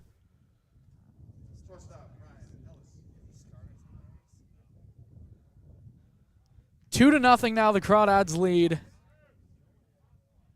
Now Ryan Ellis at the plate. Walks in his first at bat. Squares to bunt. Takes down low. 1-0. Man. Coleman Schmidt's the best player in the CCL. I will stand by that as the 1-0 to Ellis misses outside. He's been the best player, most dangerous offensive player for sure through the first half. And it's amazing the torrid pace he's on, and he's able to keep it up. The 2-0 on the outside with the breaking ball.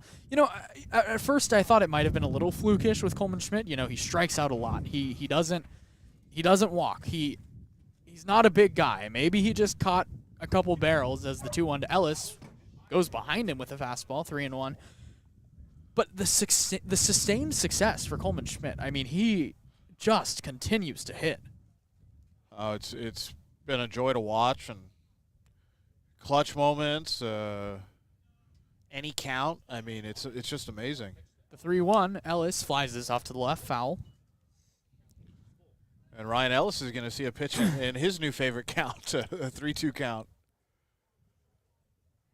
Not a lot of guys like to hit in 3-2, but Ryan Ellis felt comfortable there last night. Brome waits on deck.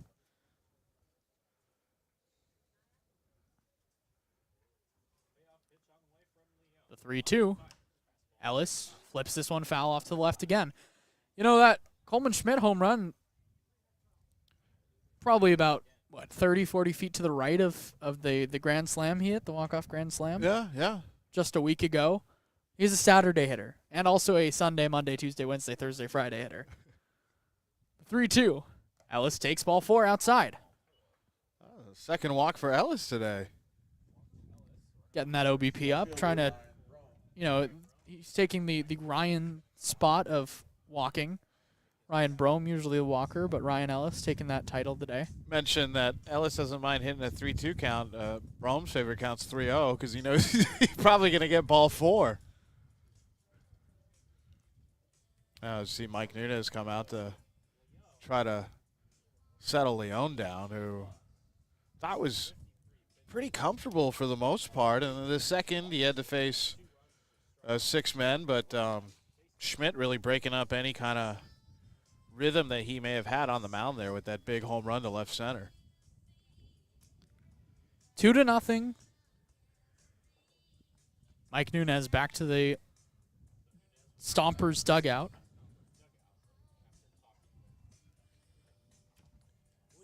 Ryan Brome, the hitter, 0 for 1. Hit a ball very well to the left, but Kent tracked it down.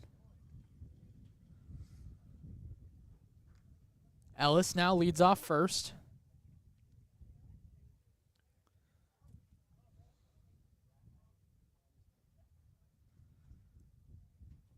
Kent sets. He picked off Ellis the last time. First pitch to Brome. Fly ball left field. Kent ranging over. Now circling over to his left. Makes the catch for the first out of the inning. Same exact spot that Brome hit it in his first at bat. He's just hitting the ball hard. He is. It's just it's right at Kent, but that's okay. Those are good swings, and he's going after the right pitches, and that's baseball. Sometimes it doesn't go your way, but 0 for 2, 1 out of 3 is pretty good in this sport. No kidding. They'll even out at one point. He's going to hit those 2 hard hit balls, and then he's going to hit a dribbler that's going to find some space. It's just how baseball works. Brian Duroff caught a barrel his first at bat and drove one to the track that ended up being a double. 1 for 1. Leon delivers. Duroff swings over the top of a good slider, 0-1. Duroff takes a step out of the box, grabs some dirt, tries to get a little more grip on the bat. He put a nice swing on the ball when he had that double. Some action in the Stompers bullpen. Dalton DeRosset warming up. Ellis runs. Duroff fires and fouls it back off to the right, 0-2. Ellis maybe trying to make up for getting caught in a pickle there earlier, so good to see that hasn't rattled him at all. He's still going to try to be aggressive and take a stolen base for the Dads. 0-2. Leon, a high set pickoff move, but back in safely is Ellis.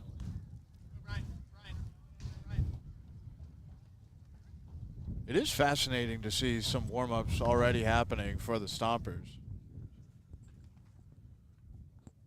Yeah, I think Leon's been probably their best starter this entire summer. Trust him in a situation like this. The 0-2, Ellis runs again. The throw to second, goes into center field. It's low. And Medina's unable to keep it in front of him, so stolen base for Ryan Ellis. The throw was a little off and a little low, but I think Medina had a good shot at that, but Ellis was coming in hard, and Medina trying to protect himself there on that play. So stolen base for Ellis, and Kopp was on time, just inaccurate throw there. It was a good pop. I mean, he got up pretty fast. The 1-2 to Duroff. Fastball off the outside, 2-2. I was expecting it to start heating up here a little bit, and it just hasn't. It's a little frustrating. Feels like SF. So, yeah, it does. Are we in the stick? The sun is out, though, which is nice. The 2-2. Duroff crushes this one, foul. That was a laser. That's scoring Ellis if that gets down the line easily. The left fielder, Kent, is playing towards the center field side of left field. Nowhere near the line. 2-2. Ellis dances off second.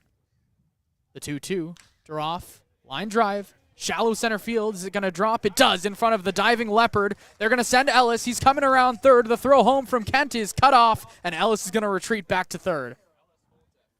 A really nice job getting the ball back in. I don't think Ellis would have made it home there. The ball was caught off there, but by Sharpio. But yeah, Ellis made the right decision getting back.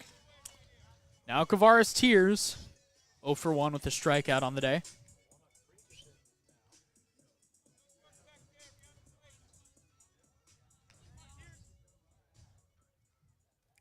Tears 0 for 1, but does have runners on the corners with just one out.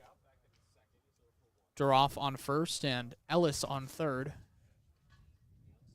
The first pitch to Tears. Leon delivers. Tears. Pop up. Foul. Back behind the press box. 0-1. One day, Austin. Yeah, you know I'm thinking it. Every time I'm going to grab my glove. Where's... One day, and you're going to get the glove, and you got to protect all the equipment up here. That's the other thing that's important. One day. 0-1 to Tears. Leon delivers, and Tears swings through a fastball 0-2. That was one that Tears wanted there, just a little over the top of it, but big cut taken there by KT. Pulling his head early as he swings through it. The 0-2 to Tears. Duroff runs. Tears fouls this off to the left. Well, one of the interesting things about both McEnroe, who's in right, and Kenton left, they're playing, more towards the gap. And the problem there is if there's a little hooking ball that stays fair and then hooks, there's so much foul territory here. I mean, you could score the runner from first. The 0-2 to Tears. Will Duroff run again? He does not. Tears, high chopper, second base side. Medina up with it, and he loses the ball. Quick throw to first. He is not in time. Tears beats it out. An E4 brings home the third run of the game for the Dads, and they lead 3-0. Duroff with some very crafty base running there. He kind of stutter-stepped, and I think it threw off the focus of Medina. And a good job by Tears to hustle over to first, and the Crawdads manufacture a run right there. So now 3-0 the score. Jack Ben Shoshan into the box, who's 0 for 1 with a ground out to short today. Setting at the belt is Leon. He fires a slider off the outside, 1-0. But yeah, that was I watched her off the whole way there, and he kind of parked right in front of Medina. So little gamesmanship. Right, he kind of knew, if Medina fields it quickly, I'm going to be out at second, but I'm going to give up that speed. Transfer the 1-0 is a slider that catches the upper half. That's a really nice pitch there. Started in, came back over the plate. One of the best that Leon has thrown so far. 1-1 to Ben Shoshan. Slider down low. 3 straight sliders for the Dads DH today. Just happy to see him back in the lineup. Oh, no, we are very happy to see him, and the fingers are feeling good, and we had him taped for about a week. 2-1. Leon takes a deep breath, checks her off at second. Now checks back and delivers a fastball up high. And I think we can both agree that over the past week, we both know a lot of these players pretty well, and I think just over the past week we've gotten to know Jack Ben Shoshan really well, and he's a very quality human being. He's a very good person. Hard worker, pleasure to talk to, and just good to see him back out there. He thinks he's going to pitch before he plays out in the field. The 3-1, he swings through a fastball, 3-2. Which I like. I mean, and he explained that to us. The pitching might be easier because little less moving parts and risk of re-injuring the hand. 3 balls, 2 strikes, 1 out. Duroff on second and Tears on first. Leon delivers, and then Shoshan foul tips this one back into the glove of Gallagher for the second out of the inning.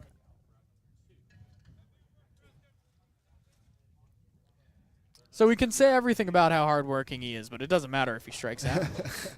Well, he is 0 for 2, but We tease. he's just getting back. Yeah, we do tease, but he's just getting back into the swing of things, and I think that's really tough for a guy who's used to being out in the field to come back in, and he's got to be a DH for a little while, which Donnelly is usually having that duty.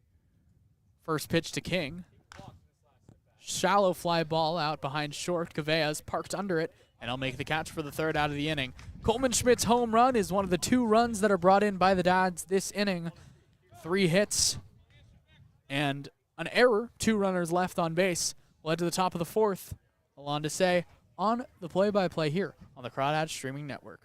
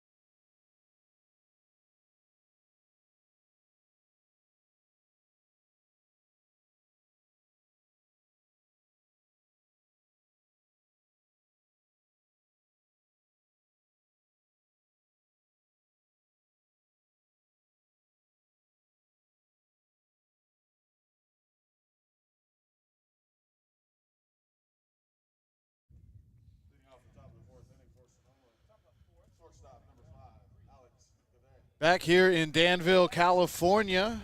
Alon to say with you. Have the next 3 innings, and then Austin Oda will have the final 3. Hollis Fanning still on the mound for the Crawdads. He's been very good. Just walked one and given up a triple. That's about it. First pitch from Fanning here is popped up high and into foul territory. That's going to land past the dugout of the Crawdads. For the Stompers, it's Govea, Lamonto, and Jack Gallagher. Alex Govea now down 0-1.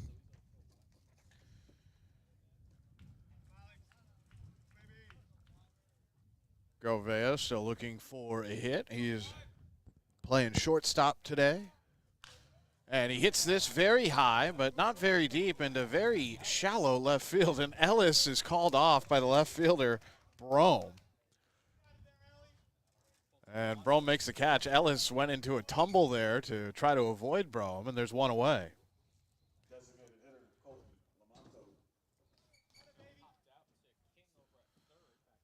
Here is the designated hitter, Colton Lamonto. Lamonto, it's a little chilly out here today. He's got the hoodie underneath the jersey. The Stompers playing in the all grays, and the Crawdads with the black jerseys and the white pants. And the first pitch to Lamonto is in there for a strike. There's that nice slider from Hollis Fanning.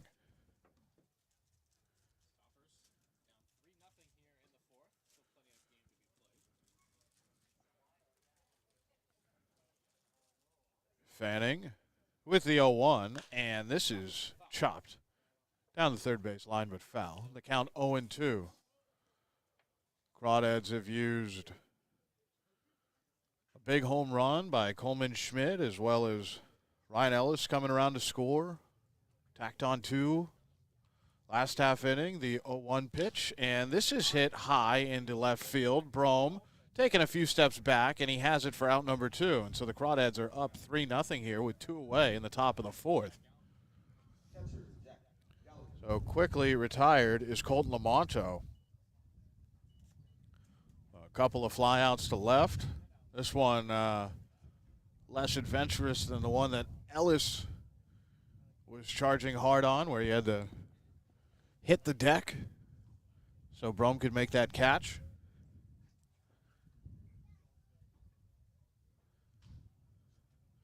And here's Jack Gallagher.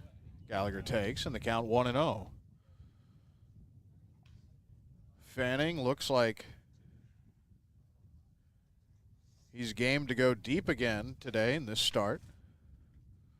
The 1-0 pitch, and there's a big swing and a miss.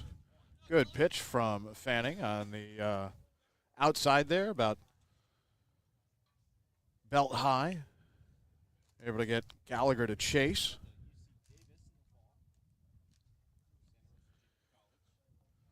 Fanning's ready. Just waiting for Gallagher to get set in the box, and Fanning going to work quickly here. The 1-1 pitch. This is hit right back up the box, and that'll be a base hit for Jack Gallagher, a single with 2 away.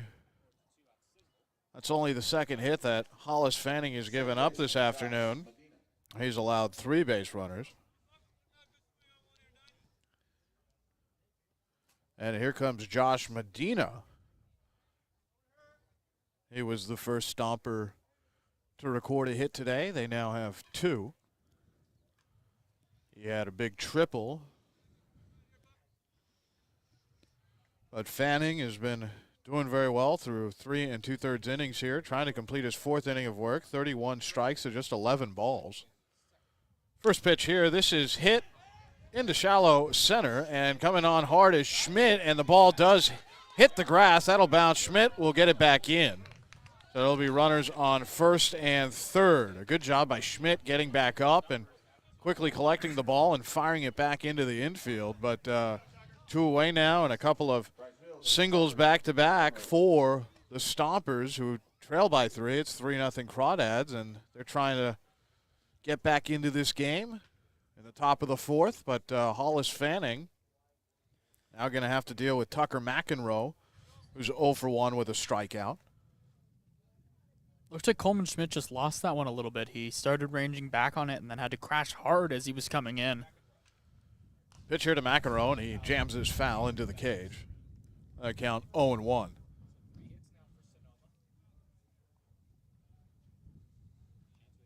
Mentioned it earlier, Austin, a good crowd today for this game. One of the best we've seen this summer at Monte Vista. The 0-1 pitch, and that misses low and away. The count 1-1 as Tejero points out to Hollis and says, no, that's exactly what we're trying to do. Let's go to the next pitch in the sequence here. Yeah, really, with how chilly it is, it's a beautiful day out. The 1-1 pitch, and this brushes the batter back, and McEnroe lucky to not get hit there. He almost tried to sell it. It looked like he was going to throw his bat away for a second there. He thought about it, but probably didn't want to embarrass himself. I think it's embarrassing if you try that and it doesn't work and out. It doesn't work, and Ron Masso doesn't give you the base. So the count 2-1. Pickoff move over to first, and still safe over at first base is Josh Medina. On deck for the Stompers is Connor Sharpio. McEnroe ahead 2-1. The pitch, there's a strike there. Good fastball on the outer half. Just painting with that pitch is Hollis Fanning, and the count even. 2 balls, 2 strikes. And there's 2 away, but runners on the corners. The Crawdads lead 3-0. Hollis Fanning trying to get through his 4th inning of work. The 2-2 pitch, and that swung on and missed. Sit him down, Hollis Fanning. He gets out of the top of the 4th. It's still 3-0. 2 runners are left stranded for the Stompers. Bottom of the 4th, when we return, Crawdads will be up to bat. It'll be Tejero, Corio, and Schmidt.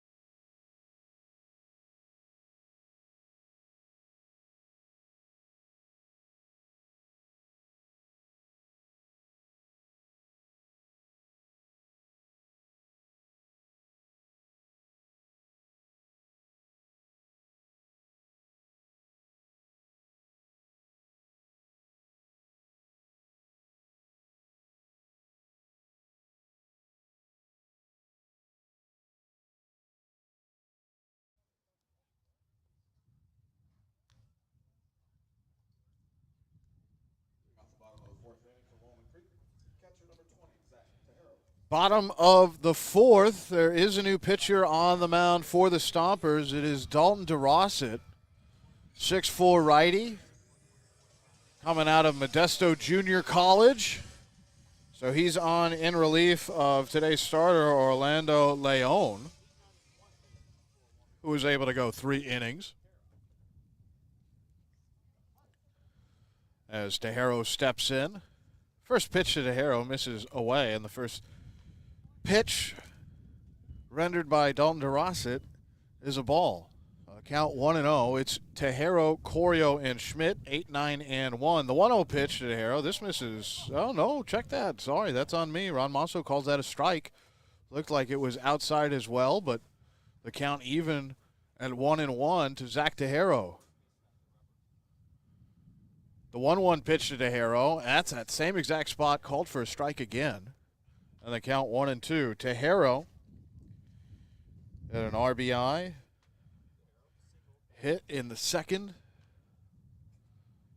RBI base hit for Zach. That's good to see out of that ace spot. The 1-2 pitch, and this is a slider that dips low. Looking for that outside corner again was DeRosset, but not able to locate. And the count 2-2. It's a brutal warm-up for Dalton DeRosset, but it's always the bad warm-ups that net the best games. The 2-2 pitch, and going after this is Tejero, who's able to get it off the end of the bat into short right field, and then going into a dive to make the catch is McEnroe. Looked like there was a little confusion out there between McEnroe and Medina as to who was going to have that, and McEnroe came on to make the catch, so there's one away. The final line on Orlando Leon, today's starter for the Stompers, able to go 3 innings, gave up 4 hits, 3 runs, all earned. The big blast from Schmidt, one of those earned runs, walked 3, struck out 2, faced 16.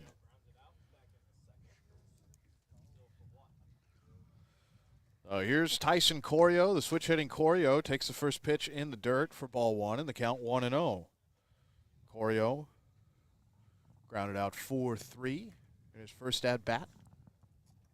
The 1-0 pitch to Tyson, and he hits this high and deep to right field. Moving back is McEnroe, but he'll have enough room just before the warning track to make the catch for out number 2. Gave it a ride. He did. Corio was going for his second big fly of the summer. He sliced one in Sonoma the last time these two teams played, and it barely eclipsed the fence out there in right field.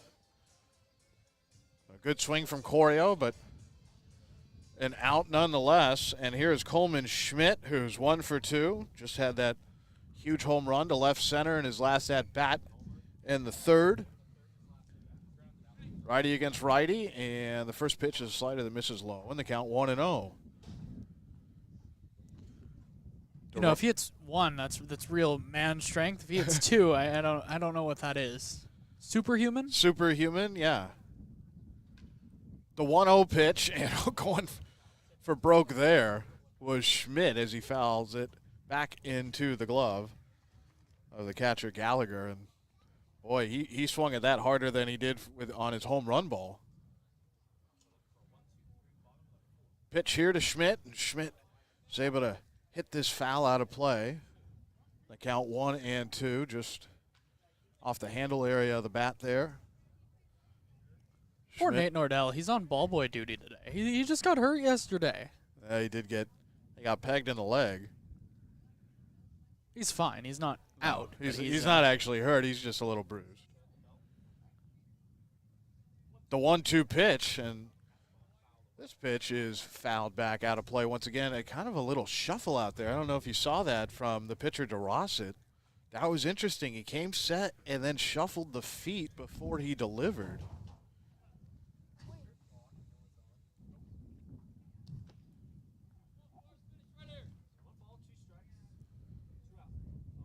Schmidt looking to stay alive. There's that shuffle again, the 1-2 pitch, and Schmidt hits this high and deep to left field. Will that stay fair? It does not. Boy, Schmidt going for another home run there. That didn't have quite the same distance, but it's not that far out there. 325 down the lines here. Just a little out in front was Coleman Schmidt, but boy, he's trying to put on a show here for these fans out here in Danville, California. So what I think that shuffle that you're talking about is a lot of some pitchers, especially when they come primarily out of the bullpen, they like to go primarily from the stretch, and so he's doing kind of a halfway point between a windup and a stretch where he's only throwing from that side angle where his left shoulder is directly facing the catcher, but instead he's getting a little more momentum by stepping back and swinging into it. It's interesting. I haven't seen too many pitchers in the CCL this summer employ that, and there it is. The 1-2 pitch again, and Schmidt hits this very high into center. Not having to move a whole lot as Leopard. Now he comes in, and he has it for out number 3. Crawdads not able to get any runs in the bottom of the 4th, but it is still 3-0 Dads, top of the 5th when we return here on the Crawdads streaming network.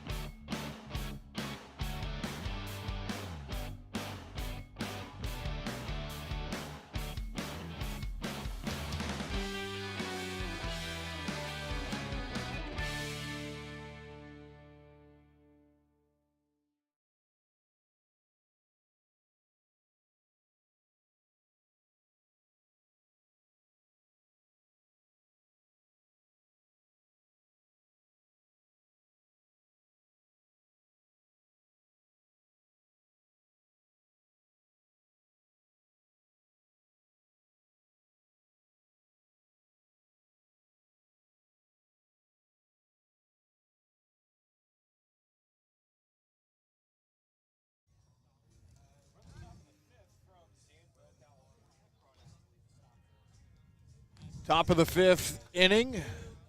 On to say, and Austin Oda, Hollis Fanning going strong so far. He has a shutout. It's 3-0 Crawdads. It's Connor, Sharpio, Kopp, and Kent, 7, 8, and 9 for the Stompers. The right-handed bat of Sharpio is in, and Hollis is up on the slab. And the pitch. This is hit into center field. Taking a few steps back is Schmidt, and he has it for out number 1. 1 pitch, 1 away in the top of the 5th. Hollis Fanning just so comfortable out there this afternoon. I wonder if, the bullpen guys are like, maybe I shouldn't show up today when Hollis Fanning pitches, Maybe like 2 or 3 of them show up just in case. Just in case, the emergency would be if he only goes 8 innings. Right. If he goes less than 7, it's, oh my gosh, what's going on? So here's Davis Kopp, 0 for 1. Pitch to the righty Kopp. That's a fastball right around the knees, over the heart of the plate for strike 1. It's just a strike thrower. That's what he does. Pounds the zone, throws very few balls, and has a pretty good work rate. Not super fast, the 0-1 pitch. That hits the zone as well. Another fastball, and the count 0-2.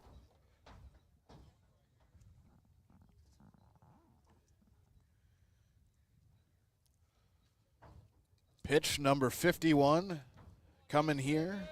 Hollis Fanning taking a little longer, and the 0-2. This is hit over to King off of third. He has it, fires to first in time for out number 2. So I was shagging fly balls with Hollis Fanning the other day out in the outfield, and when we were in Sonoma, we were talking about, I had asked if he had played in any other collegiate leagues, and he said, yeah, I played in the Southern Collegiate League last year. It wasn't great. I didn't love it. And I got 2 at-bats, and I was like, really? How did you do? And he said, they walked me twice. And Hollis said, how do you walk me? I'm blind in one eye. So here's the number 9 hitter, Reese Kent, who takes a first pitch slider that misses low. And check that, not a slider. It's a curveball. Either the curve or the cutter. Curve or the cutter. So here's the 1-0. There's a fastball that's hit over to Duroff, and he'll take it to the first base bag for out number 3. A very easy inning for Hollis Fanning. And it's still 3-0 Crawdads, getting the Dads right back up to bat as Hollis Fanning. They'll be up, and they will send Ellis, Brome, and Duroff when we return here for the bottom of the 5th on the Crawdads streaming network.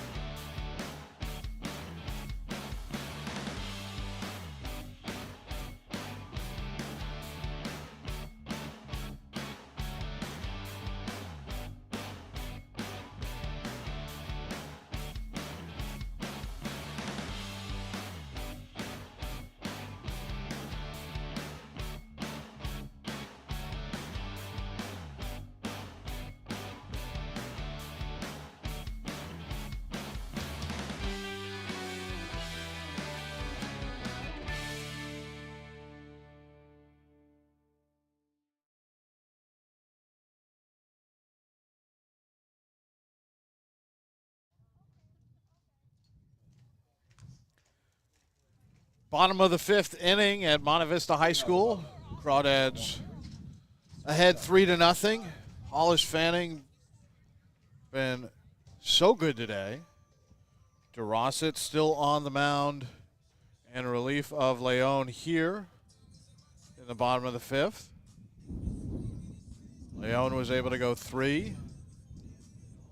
DeRosset embarking upon his second inning of work. It is 2, 3, and 4 for the Crawdads. Ryan Ellis, Ryan Brome, and Brian Duroff. Ryan, and Brian.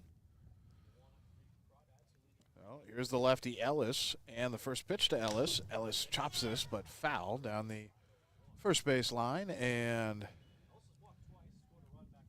on deck, Ryan Brome, who's hit the ball hard a couple times. Maybe get an opportunity after Ellis's at bat to put another good swing on it, but Ellis down 0-1.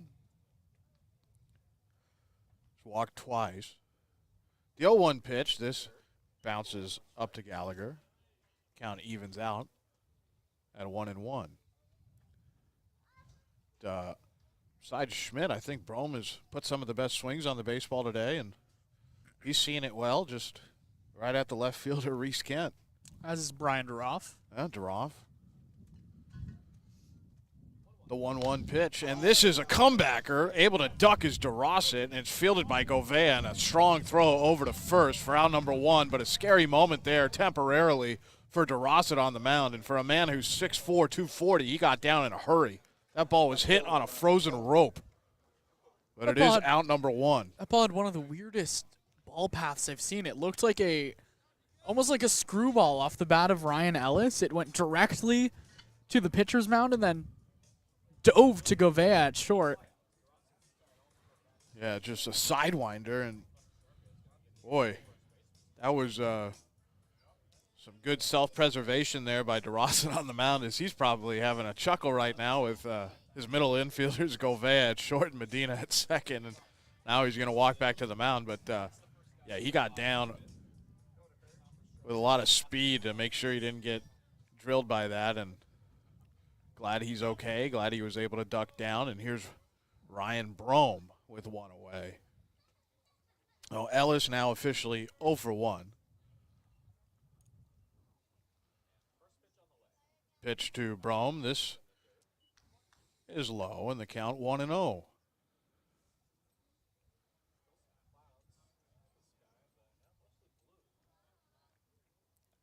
Brome ready for the second pitch. This misses low and outside, and the count 2 balls and no strikes. The Crawdads will be back here tomorrow at 12 p.m. against the Healdsburg Prune Packers. The first place Healdsburg Prune Packers, as this is hit foul over near manager Brant Cummings. It's in the I was going to say the coaching box, but there's no chalk out there. But where the coaching box would be, near the first base side. You know, not to take anything away from the Stompers or the Potters or any of the teams the Dads have played recently, but I think that Healdsburg is the first real test they've had in a while. 2-1 pitch. This misses away. And the count, 3 balls and a strike with 1 away. But you're right. Healdsburg, this team has grown so much since the last couple of times they've played Healdsburg. As the 3-1 comes to Brome, and he gets under this and hits it high into right field, right center. Who's going to have it, the right fielder or the center fielder? It'll be McEnroe who does call for it. And there's 2 outs here in the bottom of the 5th. But, Austin, I agree with you. I think Healdsburg, clearly the best team in the CCL North, but maybe not so clear. Well, we'll see. We'll find out a lot of things about this Crawdads team tomorrow. I mean, they're riding a 5-game winning streak coming into today, already with a win in the books earlier this afternoon. But yeah, it'll be a very good test for the second place Crawdads. Pitch bounces away from Gallagher. Count 1-0. Duroff. He's had a good day today. Had a double in the second, came around to score. And had a hit in the third, and he hits this very hard, but over to the third baseman, Kopp, who throws on to first. Round number 3. Well, Crawdads not able to get any offense going these last 2 innings. That's 6 in a row that have been retired by DeRosset out of the bullpen, but it is still 3-0.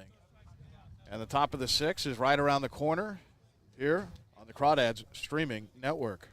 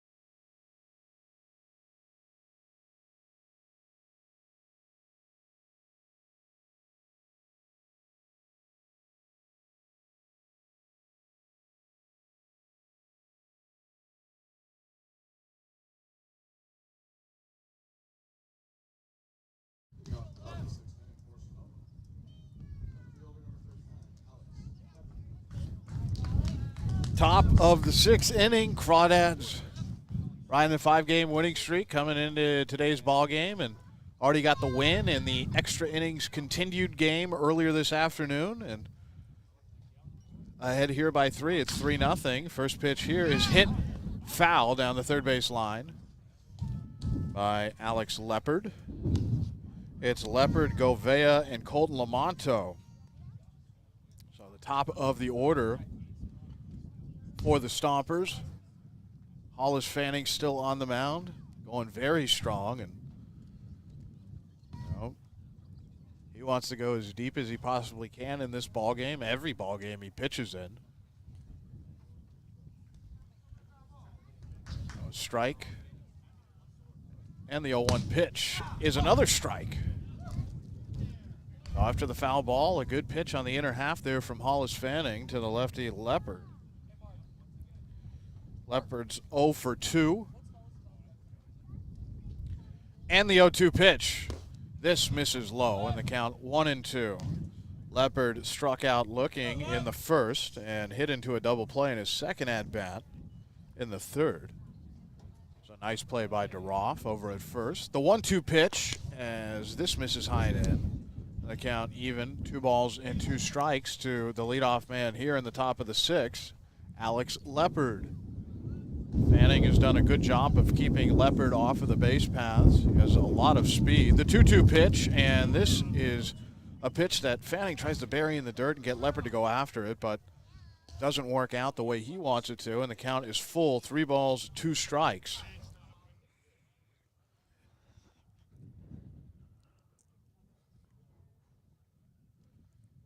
The 3-2 pitch to Leopard, and he's able to make some weak contact, and it's straight over to Corio off of second. He fires to first. Plenty of time for the first out. Just a weak ground ball induced there by Hollis Fanning in a full count. He just makes it look easy. And that's really all you can do. He buried that changeup down there, down and in, and Leopard knew he had to take a swing on it. He just was unable to get any good wood on it, and that's kind of what Hollis Fanning does. Even though he throws hard, he's gonna, sit low nines. He's not gonna overpower you. He's not gonna blow it by you. But he gets outs. Here's Alex Govea. Pitch to Govea is fouled over near the parking lot. The count 0-1, but Govea 0 for 2. A lot of 0-fers. Only 3 hits so far for the Stompers. The 0-1 pitch, and this misses a bit high, and the count 1-1. 3 hits and 2 of them from the same guy. I was just gonna say that, Austin. Yeah, I mean, stole the words right out of my mouth. 2 of them from Medina. The 1-1 pitch from Fanning. There's that curve, and he was looking for a strike call, just a little low, and the count 2-1. 2 hits from the guy that was 0 for coming into the game. Because what did I say? That's just how baseball works. Because baseball. The 2-1 pitch, and Fanning gets another ground ball. This one right to Ellis at short. He's got it, and he throws high, and that's going to get Pastor off, and Govea will have second. Boy, a little bit of a bobble there by Ellis. Then he had to rush the throw. That'll be an error on the shortstop, Ryan Ellis, and Govea is in scoring position at second base.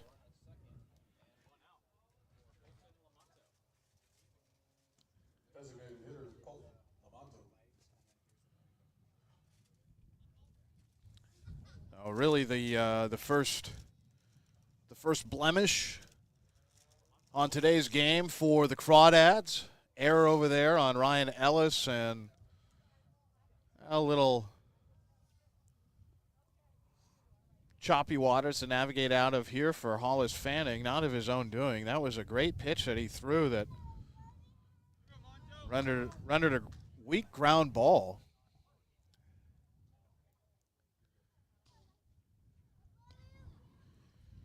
Oh, here is Colton Lamonto, today's designated hitter for the Stompers.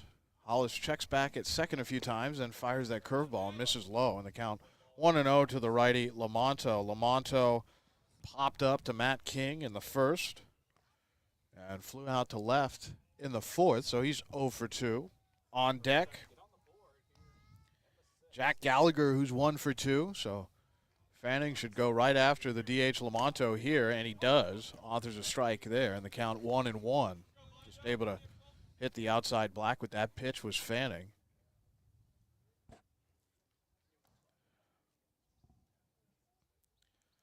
Now off of second is Govea. See if anybody runs in to try to field a pickoff throw from Fanning. Faking there is Corio. Now the pitch. This misses away. There's that cutter.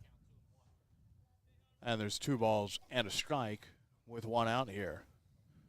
The Crawdads with 3 runs, just 4 hits, but big blast from Coleman Schmidt. That helps a lot. 2-1 pitch from Fanning. This is hit down the left field line, but foul by plenty. And now the count is even, 2-2.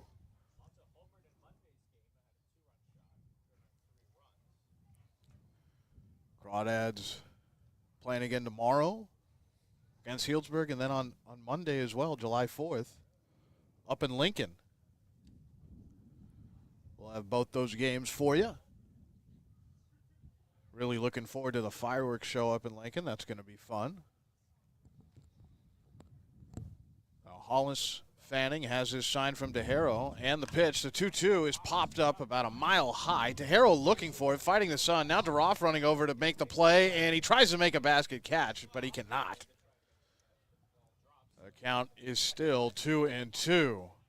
Tough fight in that sun there for both DeHaro and DeRoff. DeRoff came over to try to get it, just evaded his grasp. Yeah, the sun and a very long run for Brian DeRoff.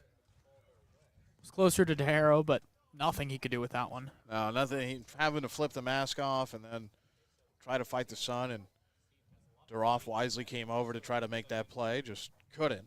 So still just one out. Gouveia off of second. We'll see another 2-2 pitch. Here it is. And Lamonto hits this hard through the left side, and that's going to end up in left field. There are going to be runners on the corners. Lamonto able to advance Gouveia to third, and he's safe at first. Good piece of hitting there by the designated hitter, Colton Lamonto. And here's Jack Gallagher. So it's the second time Fanning's been in a first and third situation. Needs a ground ball right here, right at someone, hopefully, to try to roll a double play up.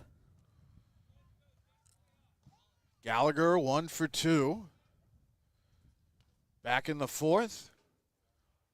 He had a hit and was able to make it all the way to third. That was that first and third situation that you were speaking of, Austin. And it's 3-0 Crawdads, but things could change here depending on how this at-bat with Gallagher goes. The first pitch here from Fanning, and he pounds the zone inside and gets a strike. The count 0-1. I think even though Ellis had an error this half inning, Fanning still has a lot of confidence in his infielders being able to maybe turn a double play here. This pitch, looking for that same spot, but misses in. And the count 1-1. But he's been good at getting some weak ground ball contact. Was able to get Leopard and Gouveia lucky that Ellis committed an error. Runners on the corners. Gouveia the closest at third. The 1-1 pitch. This is swung on and missed. That was a pitch outside. And still going after it was Gallagher. The count 1-2. Big cutter there. Yep. I love it. And he can change the speed on that cutter too, which is so impressive. He can put a little extra on it if he needs to, and can also take a little off. Gouveia on third, Lamonto at first. There's one out, and a 1-2 count here to Gallagher. The pitch, and Gallagher swings through it. It's foul-tipped, actually, into DeHaro's glove. That's a strikeout. What a play by Zach DeHaro. Yeah, what a play. Exactly. What a play by Zach DeHaro to not let that ball drop and to keep track of it. A good job there from Hollis Fanning, and there's two away. And Fanning getting closer here, just needs one out to get out of his second, first, and third jam of the afternoon. Here's Josh Medina, who's been the best hitter today for the Stompers. He's 2 for 2 as he pops this up very high. Corio running back. Now Tears coming in from right field, and he makes the catch just about 10 feet away from the dirt for out number 3. So able to walk the tight wire is Hollis Fanning. And it is still 3-0. The Stompers leave 2 runners on the corners. Be back with the bottom of the 6th. Crawdads up to bat. It'll be 5, 6, and 7. Tears, Jack Ben Shoshan, and then Matt King when we return here on the Crawdads Streaming Network.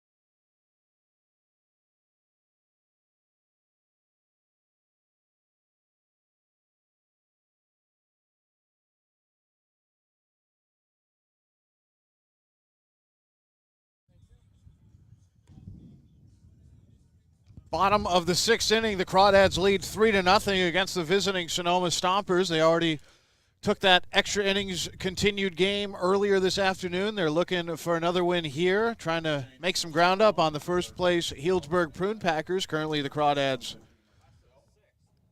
2.5 games back. They were 3 coming in. And the new pitcher on the mound is going to be Jack Kazin. Kazin played his high school ball here in Danville, California at Monte Vista, so very familiar with this field. And the Crawdads have seen him before as well. He comes in 1-0 with a 4.05 ERA, 6 2/3 innings pitched, 5 strikeouts, 6 walks, and 7 hits. The first pitch to Tears, and he swings over the top of a good breaker there. The count 0-1. The last time Kazin pitched was against the OC Riptide. That was a 6-4 loss for the Stompers, but he also faced the Crawdads on June 22nd. The 0-1 pitch. This is swung on and missed, and the count 0-2. Quickly behind in the count is Kavara's Tears, Ben Shoshan, and King. And Crawdads really haven't been able to get anything going since that 3rd inning. The 0-2 pitch, and Kavara's goes down swinging, so a 3-pitch at-bat, swung at every single pitch, and that's a strikeout for Kazin out of the mound, his 6th that he's recorded this summer. Just Kavara's Tears not seeing the ball that well right now. It's another 0 for him. He's 0 for 3 now and wasn't able to get on base with an error, but he's got a couple of strikeouts. And here's Jack Ben Shoshan. He's looking for some success at the plate. He's 0 for 2 with a strikeout. First pitch to Jack. This misses low and away, and the count 1-0. In that game on June 22nd against the Crawdads, Kazin was able to throw for an inning, but did give up 3 earned runs, 4 hits, 1 walk, faced 8. The 1-0 pitch, and Jack Ben Shoshan hits this high, but over the cage, and that'll land past the bleachers, and the count 1-1. Kazin coming in this half inning, second man out of the bullpen for the Stompers. The 1-1 pitch to Ben Shoshan, and he slices this down the right field line, and that will land fair. So I think both the right fielder McEnroe as well as Sharpio, the first baseman, kind of thought maybe that would drift foul, but it just tucked inside the line there, and that's a 1-out single for Jack Ben Shoshan. He is now 1 for 3. And real quickly here before this next at-bat for Matt King, a couple of changes out there in the field defensively for the Stompers. It's now Gavin Ronglin out in left for Reese Kent, and Mikey Bells at third for Davis Kopp. So here's Matt King with Ben Shoshan off of first. And the lefty Kazin fires, and a back pick attempt there by the catcher Gallagher. But able to get back safely is Ben Shoshan, and the count 1-0. The final line on DeRosset, he was able to be very good for the Stompers. Extremely effective out of the bullpen. Pitched 2 clean innings. Didn't give up any hits, any runs, no walks, no strikeouts. Faced 6. The 1-0 pitch. Ben Shoshan thought about running, but that's a strike there. The count 1-1. Matt King has been on base once today, but he's 0 for 1. The one time he did get on base, he drew a walk. Kazin has the ball in his glove now. And the pitch. Ben Shoshan's going to run. The throw from Gallagher is on line, and Ben Shoshan is out. He is gunned down. A great throw from Gallagher. Yeah, that was a really nice throw. Ben Shoshan tried to sneak that backhand into the outer edge, but just couldn't get it in there, and caught ceiling. Erased the hit. It's kind of a little bit surprised there that Ben Shoshan ran and then slid in head first. A similar play that he did injure that hand on. So the count 2-1. The pitch here, and King takes low. It's in the dirt, and the count 3 balls a strike, but 2 away after Ben Shoshan is gunned down there by Gallagher, who showed a very good throwing arm off. And the 3-1 pitch, this runs in, and that's actually going to be called a strike. Matt King started walking towards first base to toss the bat and then get over to the first base bag, but it's going to be a full count. 3 balls and 2 strikes here with 2 away in the bottom of the 6th. The 3-2 pitch, and this misses outside. Now it's a walk. And King is going to be on first.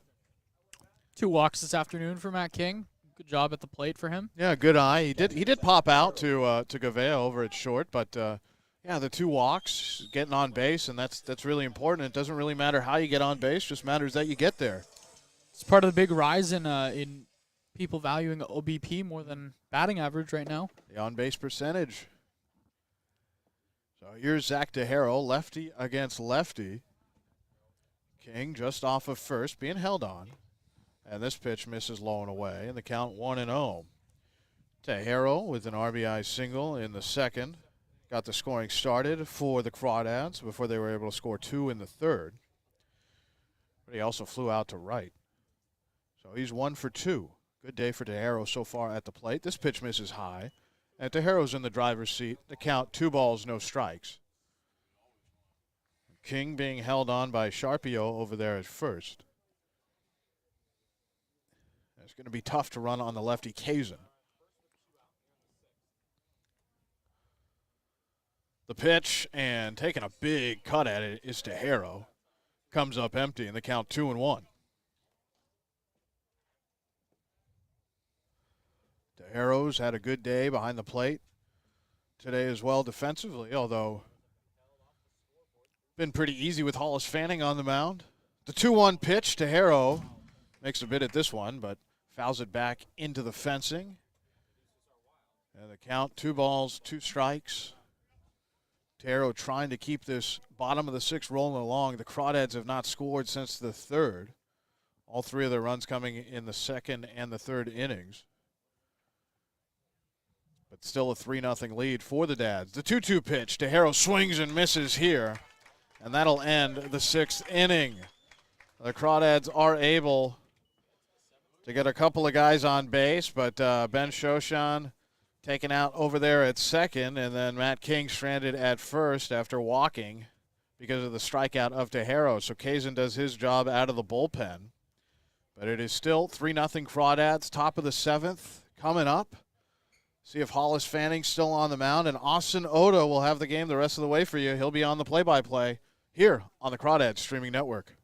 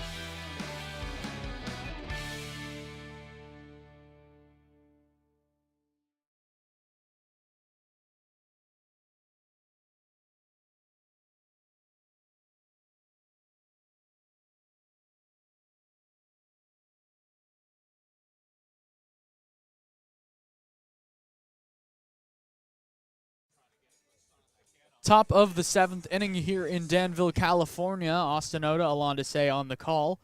Hollis Fanning still out on the bump for his 7th inning of work, but this is no surprise as it's kind of just what Fanning does. 3-0, the Dads lead. Tucker McEnroe, the 6th place hitter. Actually, the 6th place hitter. Excuse me. First pitch. Big curveball over the outer edge, 0-1. McEnroe 0 for 2, trying to avoid that hat trick, but he has struck out twice so far in this one. The 0-1, Fanning working quickly, delivers a curveball over the outer edge again, 0-2. Zone beginning to widen a little bit behind the plate for Ron Masso. Fanning looks in over his glove, a high set now delivers the 0-2. Chopper, third base. King fields it on the forehand side, spins and fires quickly onto first for the first out of the inning. So he avoids that hat trick, but 0 for 3 so far is Tucker McEnroe, and it'll bring up Connor Sharpio. Sharpio, powerful first baseman, is 0 for 2 today. Both times grounding out to Matt King over at the hot corner.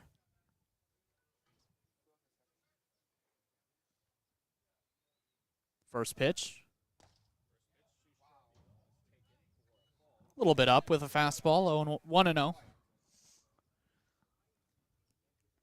Strange zone behind the plate.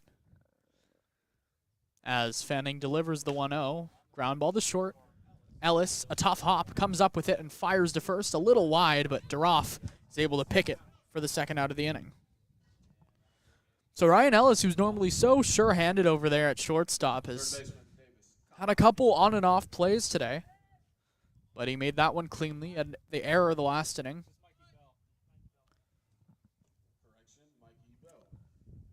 And it'll be Mikey Bell up at the plate. Bell inserted in the game defensively the last inning. For his first at bat, replaced Davis Kopp. First pitch he sees is that big curve over the inner half, 0-1. Kopp finishes the day 0 for 2, played third base today, the first time we've seen him there, at least when he's played the Crawdads. As the 0-1 to Bell comes in, fastball, grounded to short. Ellis gets a nice hop, picks it cleanly, fires on to first in time. 7 shutout innings for Hollis Fanning, who just continues to impress. No runs, no hits, no errors, of course, no runners left on base. Bottom 7 when we come back. 3-0 the Dads lead here on the Crawdad Streaming Network.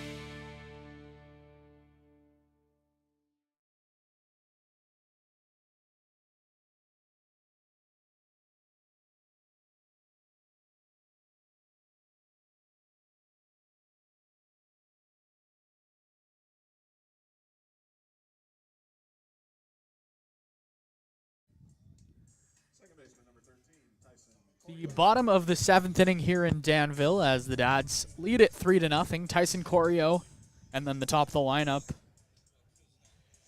Coleman Schmidt, Ryan Ellis due up in the 7th frame. Corio today 0 for 2, gave the ball a ride to the right field side last time, but it was caught out there by McEnroe.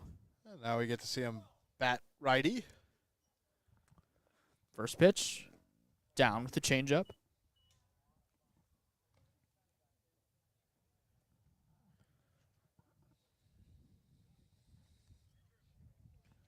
1-0 to Corio, the switch hitter.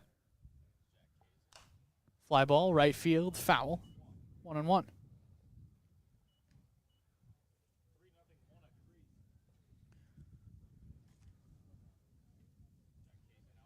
Corio hit his first home run of the summer, and when we were up in Sonoma the other day, the 1-1 from Kazan, he takes up high, 2-1. The dangerous Coleman Schmidt waits on deck. That's an understatement. The very dangerous, the extremely dangerous. That gotta be a new word. The 2-1, Corio takes down low. But I'm not sure what that word is. Is it too early to call him a CCL GOAT? Yes. A little bit. But for this summer, I mean, he's definitely making a case for Player of the Year. The 3-1 to Corio. Inside and low, ball 4.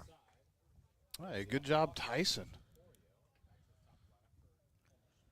Lineup card's going to flip to Coleman Schmidt, this year's GOAT. Yeah, this year's greatest of all time.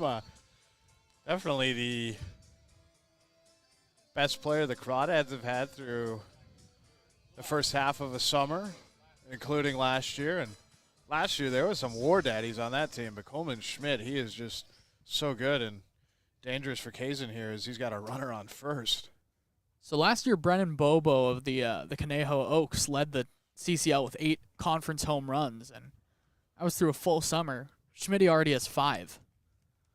First pitch, way up with a fastball, 1-0. And that's just in conference play. We're not talking overall. Schmidt has 7 home runs this summer overall.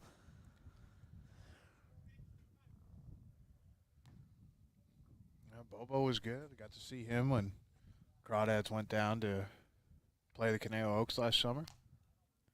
The 1-0. Up and away again. 2-0. Kazin didn't have much trouble in the 6th, but he walked a batter in the 6th. He walked Matt King, and now walking Tyson Corio and having to deal with Coleman Schmidt, who's ahead here. The 2-0. Schmidt takes over the outside. 2-1. Aiden Perez warming up for the Stompers right now. Some light throwing by Idris Azani in the Crawdads bullpen. I don't think we'll see him yet. That looks like just maybe loosening it up.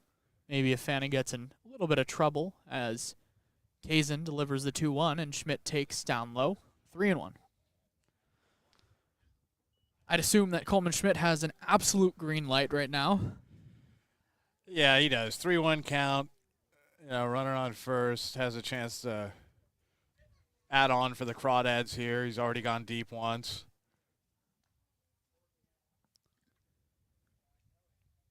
The 3-1. Foul tips behind the plate, 3-2. Was going for that, and it looks like Gallagher's a little shaken up after that. They hit him on the inside of the leg armor there, kind of around the calf area. That's kind of what he's holding. Taking a minute is Gallagher. Trying to stretch out the leg a little bit, pulling up on the foot. He's back behind the plate. That was interesting because it ricocheted, and it wasn't a super hard pitch, so must have just got him in an awkward spot, and maybe all of a sudden that calf tightened up on him, but he's back in the crouch. 3-0, the Crawdads are leading here in the bottom of the 7th inning from Danville, California. The 3-2 coming to Coleman Schmidt, the Dads' leadoff hitter. Kazin checks Corio at first and delivers. Ball 4 down low, 2 straight walks. We say this a lot, but walks just aren't fun. No, they're I always say it's the least fun is for the guy on the mound, and now comes pitching coach Mike Nunez for the Stompers, and he's going to go try to give his righty a little bit more time in the bullpen here. Takes that long walk out from the dugout, but 2 straight walks. You got Corio, who's at second in scoring position, and a dangerous hitter in Ryan Ellis, at least over the past couple of days. Yesterday, I mean, you got to start respecting his power for sure after the way he was able to walk things off yesterday. But if you do get through Ellis, you got Broman Duroff to deal with. Right, too. it doesn't get much easier after here. No, and I mean, really, the only reprieve is that for the Stompers, at least, and their pitching staff, they're Donnelly's not in the lineup today. Donnelly's got the day off. So could you imagine if they had to deal with usually the top 4 or 5 hitters, Donnelly's in there? So Mike Nunez back to the dugout. Ryan Ellis heads to the batter's box. 0 for 1 officially. Walked twice, stole a base, scored a run, and also grounded out to shortstop. In the field, he made a pretty rough error that put a runner on second. Hollis Fanning had to get out of that minute jam. First pitch to Ellis is over the outside, 0-1. Ellis great to the pull side. We saw that yesterday. pretty good up the middle, but he's going to lay off of a lot of pitches that are outside. The 0-1 squares to bunt, takes down low. 1-1. I think we've seen that. Correct me if I'm wrong, Austin, but have we seen Ellis square to bunt every at bat? Every single time, yeah. At least once now.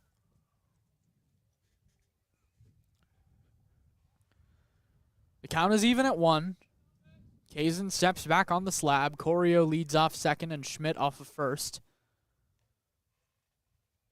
Ellis, the hitter. Kazin checks on Corio at second, now delivers. Ellis flies this one to left. Ranging back hard is Ronglin. Now he settles under it and makes the catch. Corio's going to tag and try to go to third. The throw is not in time. And heady base running by Tyson Corio to advance. Very smart, able to get over to third, and Schmidt able to tag as well over to second. So a productive out from Ryan Ellis. And now, you know, outside of Schmidt and maybe Duroff, there's not too many hitters that you'd rather have up than Ryan Brome. And beautiful thing is first base is open, and he has no issues taking a walk as well. But you got to believe that Kazin is going to try to gun for a pop-up or a ground ball or a strikeout here. First pitch, Brome takes down low. Ball 1. Brome's so selective about which pitches he goes after, and he'll make it tough on any pitcher, even in a lefty-lefty matchup. The 1-0. Down low again, 2-0.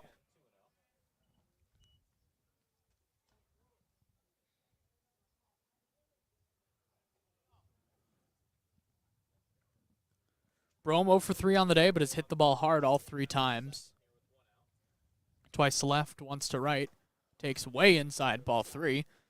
We mentioned this his last about. Ryan Brome's favorite count to hit in is 3-0. 3-0. And with those last 3 balls that Kazin has just thrown, he's now thrown 15 strikes to 18 balls. So not good for Jack Kazin on the mound. Some trouble to work out of. The 3-0 over the outside. 3-1. Kazin needed that. Needed to get back into this. 3-1. Brome crushes this ball. Deep right field. McEnroe goes back, and it's off the bottom of the wall. Corio's going to come in to score. Schmidt's going to be held at third. He had to stop as McEnroe faked. And Ryan Brome's into second with an RBI double. McEnroe may have thought that that sucker was out of here. I did too. Or at least he feigned like he did. But hey, another run for the Crawdads, 4-0 now. And Ryan Brome coming through. So good about which pitches he goes after. And he just showed us why right there. He's over at second. Schmidt's going to be at third. And now there's going to be a pitching change, it looks like. So Jack Kazin's day is over. We'll let you know who the new pitcher is, give you some numbers on him as well. When we come back, the Crawdads lead at 4-0 here on the Crawdads live stream.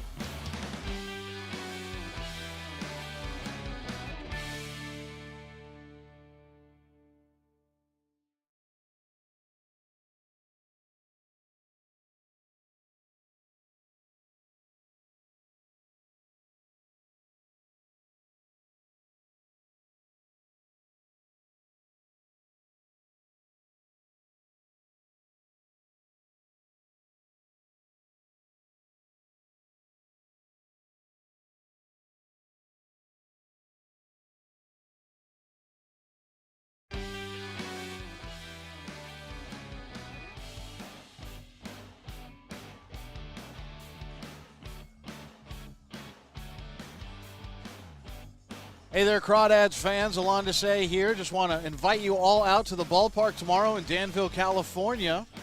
The Crawdads will be squaring off with the first place Healdsburg Prune Packers at 12 p.m. We got the snow cones, we got the popcorn, and some beautiful merchandise on sale as well. Come support the Crawdads as they're in second place and trying to inch closer to that first place spot behind first place Healdsburg. And remember, BYOC, bring your own creek. It's your creek. Do what you want when you come out and watch the Crawdads.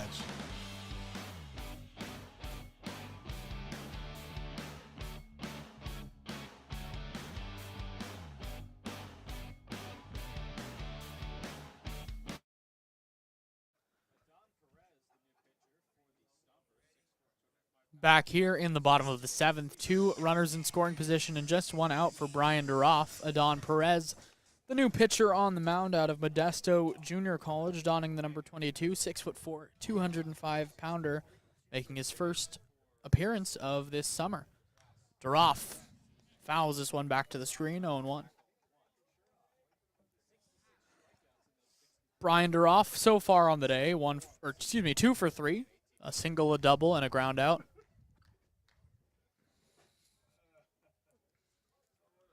Perez, big righty, pitches, plays the outfield as well. The 0-1 off the outside, 1-1. Feel for Perez here, being called in a really tough spot.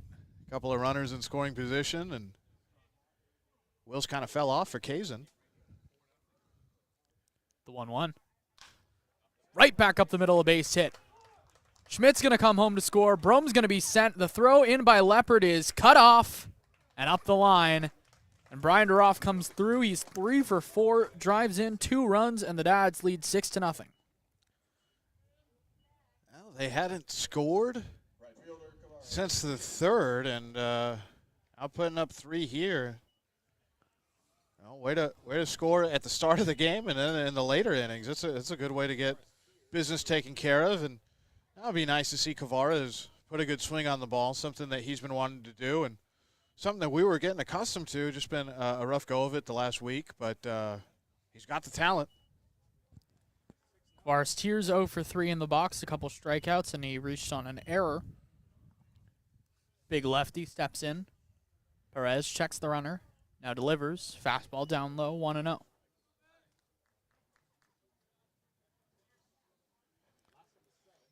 Tears now 0 for his last 16.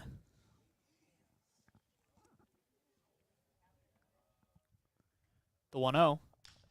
Line drive right to the first baseman. He catches it on the line and steps on the bag to double up Duroff, and that's just bad luck for Kavaras Tears.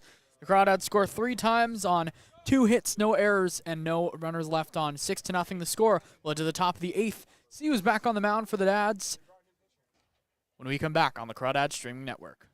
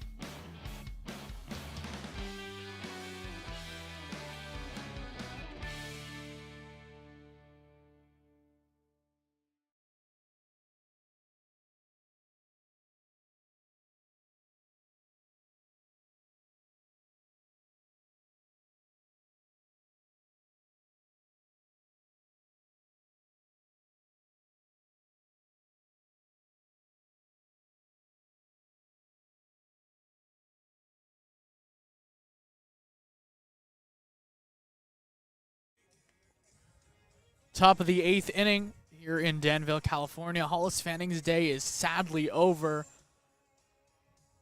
The Dads will give the ball from a guy that had a 0 ERA on the day to a guy that has a 0 ERA on the season, and that's Idris Azani, the big righty out of Santa Barbara City College.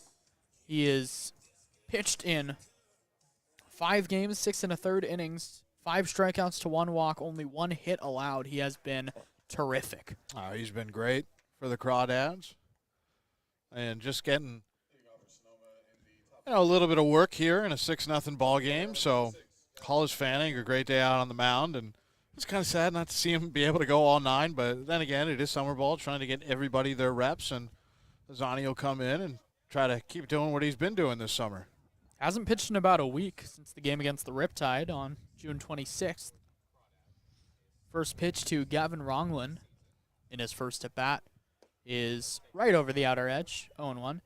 I got to talk to Idris Azani for the first time really this whole summer earlier today, and I learned that he was a Duck for a while. He started his freshman year there, not playing baseball at all, and then as the 0-1 misses way outside, as the year went on, he just missed baseball, and he said, I want to get back into it. Huh. I had no idea. Now he's at SBCC, had an okay year last year, and pitching really well this summer. Crushed right to the third baseman, Ellis. Or excuse me, King. King. Oh, on the snags it out of midair. Boy, you got to be ready out there. That was hit right near shoulder height for him. Just had to stick the paw up and get it. But good reactions there by King. He does look comfortable out there. You were mentioning that and how he had said to you that he likes playing third more than he likes playing short. So Azani gets an atom ball for the first out of the inning, and now the top of the lineup as Alex Leopard takes strike 1. Leopard 0 for 3 on the day, a strikeout, a ground out, and a double play. And if you get Alex Leopard out 3 times, you're doing something right, and Hollis Fanning was doing everything right today. The 0-1. Leopard grounds this one right to Duroff. He fields it off the carpet and runs it to the bag for the second out. Oh, maybe it doesn't matter who's pitching today. Azani has been lights out for the Crawdads, but he's coming in here and getting 2 really fast outs, and Hollis Fanning to Azani. It's just a nightmare to face as an opposing lineup. Now Alex Gavea, who's 0 for 3 in his own right. A ground out to Duroff, a fly out to Guevara's Tears, and then a error made by Ryan Ellis over at shortstop. Reached base, but is 0 for 3. The big Azani deals the first pitch. A slider over the outer edge, strike 1. I like that, the big Azani. Maybe we got something there. I don't know. Love to test it out. I like it. The 0-1. Big slider, and he went through, did Alex Gavea, and it's 0-2.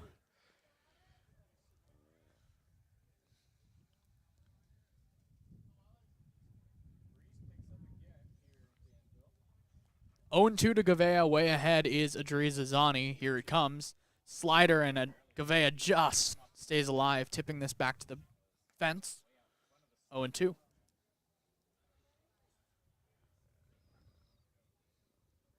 So I think the pitching rotation is really sorted out now, and the bullpen's starting to look really good. The 0-2. Swung on and missed. The big Azani strikes out Gavea to end the inning. No runs, no hits, no errors. Idris Azani gets a strikeout to end the frame. 6-0 the score. The Dads lead. We'll head to the bottom of the 8th here on the Crawdads Streaming Network.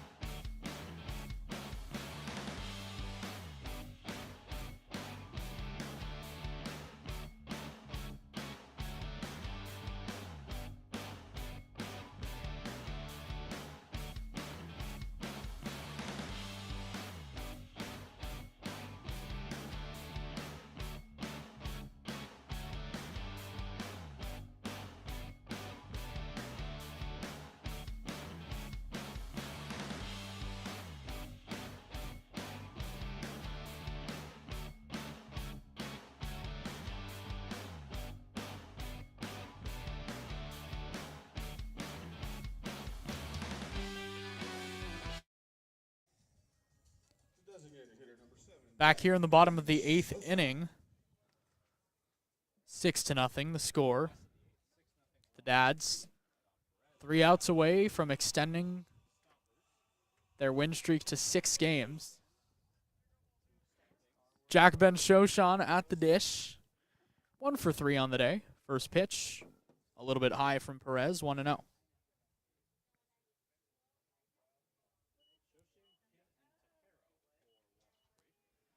Ben Shoshan, right-handed batter, takes way outside, 2-0. Crawdads will be back in action tomorrow here at Monte Vista High School against the number 1 team in the CCL North, the Packers, as the 2-0 is down low, 3-0. Healdsburg coming in hot. It's a really good Healdsburg team that's 11-3 in conference play so far this summer. The 3-0, just over the outside edge, 3-1. They can pitch, they can put up a lot of runs, and they have a lot of talent, a lot of returners. I mean, a very, very good and experienced team for Joey Gomes. Perez delivers the 3-1. Ben Shoshan tips it foul, back off to the right, 3-2. That's tough there for Jack. I don't know if he really wanted to go after that. He did swing at it, and you could tell that he wasn't all that enthused with what he just did. But, you know, he's going to see a pitch here, 3-2. Looks like Idris Azani is going to come back for the 9th inning. No one warming up in the Crawdads bullpen. 3-2. Fly ball, right field, foul. I think that was more of what he was looking for on that last swing. Just wants to try to keep the next one fair. But it's been good. It's been good to see Ben Shoshan. I mean, I'm really happy. The 3-2. Fly ball, right field, going into the corner, and it'll sail foul just outside of the Dads bullpen. Tough corner to play there as well. Earlier this week, we saw one of the right fielders for the other team. I'm trying to remember who that was exactly. Who slid into the fence, and that was a bit of a scary moment. I believe that was for the Saints. Or, excuse me, the Riptide. The Riptide, yeah. The 3-2. Ben Shoshan grounds it into the hole. On the backhand, Gavea throws long to first, just in time to get Ben Shoshan. It was close. Nice throw. Really nice play by Gavea in the hole. Gavea had to wait for that, too, and just stand there and wait for it to trickle into his glove. And really strong arm by Alex Gavea. Ben Shoshan was booking it. Now Matt King, who's 0 for 1 with a pair of walks. First pitch outside, 1-0. The final line on the Dad's starter Hollis Fanning today. 7 innings, 5 hits, no runs, 4 strikeouts, just 1 walk. He was terrific. King hits the 1-0 to center field. Going back hard is Leopard, and he's going to settle under it. Reach out with the right hand and make the catch. 2 down. Fanning, for the second straight start, just treated everybody here to a really excellent outing. This was better than the last one against Arroyo Seco. And this one counts for league standing as well, which is an added bonus. Here's Zach Tejero, who's 1 for 3 with a RBI single. First pitch, fouled off to the left, 0-1.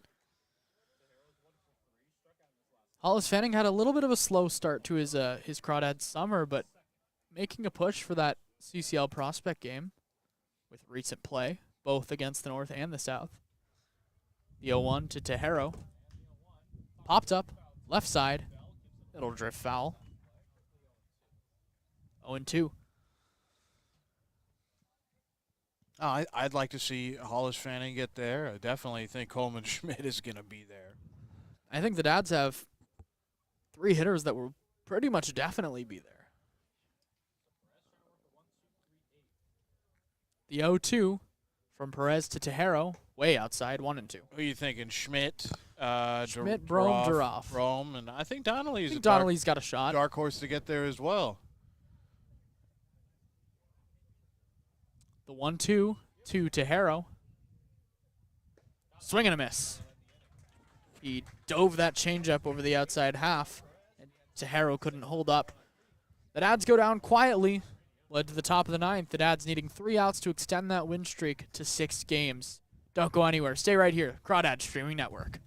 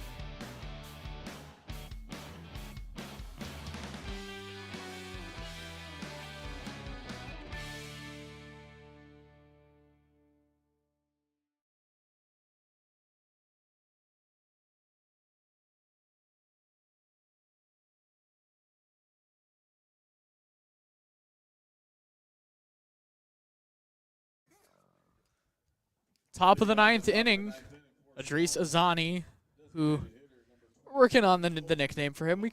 We're thinking about the big Azani. I think it's there. I think there's a chance. You said it because he is 6'7", but yeah, the big Azani. I don't know, something about it. I liked it. It really came off smooth there. Listed at 6'6". I don't hate it. Colton Lamonto in the box, 1 for 3, singled in his last at bat.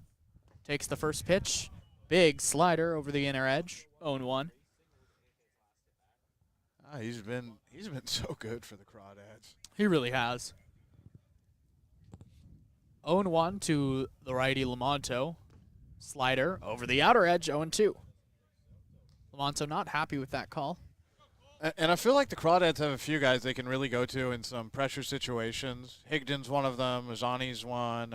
Colson Abel has been called in quite a few times. The 0-2, down low. And then you can't forget about Nordell and what he's done. And, Diamond Loosely kind of coming in and doing some things for the Dads as well.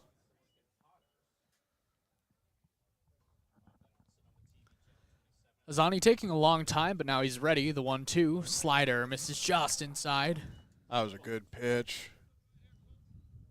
Wouldn't mind if he went right back to that same slider. It's been his bread and butter. The 2-2. Fastball just a bit low. Coming all the way back in the count is Colton Lamonto. The 3-2. Slider misses low.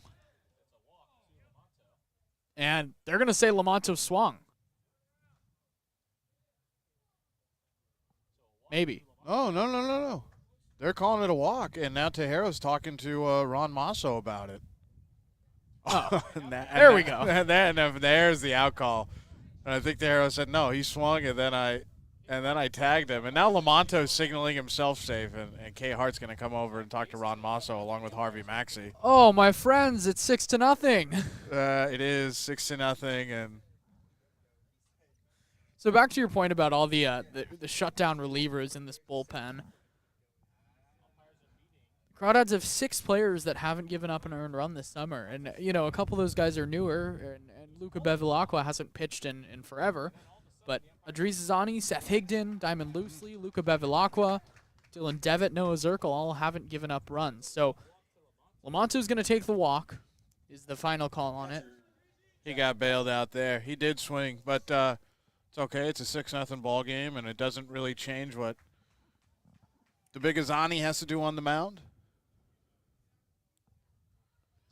Feel for Adris, though. It was a great pitch that did get a swing.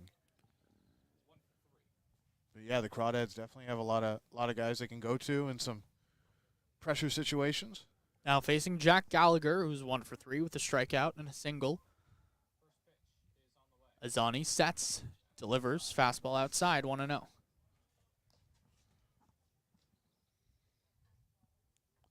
The Stompers will next be in action tomorrow against the Lincoln Potters up in Arnold, with the Crawdads back home as the 1-0. Up and in. Brushes Gallagher back, and it's 2-0. Don't want to see that at this point in the game. Just want to get out of here. Everybody safe, healthy, and Crawdads try to finish this one off for a win. 2-0 the count to Jack Gallagher, the cleanup hitting catcher. Azani a high set.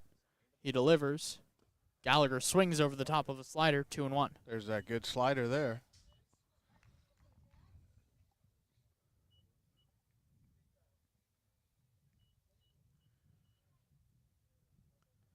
Gallagher takes a long time, steps out of the box, now resets. Lamonto on second, 6-0 the score here in the top of the ninth.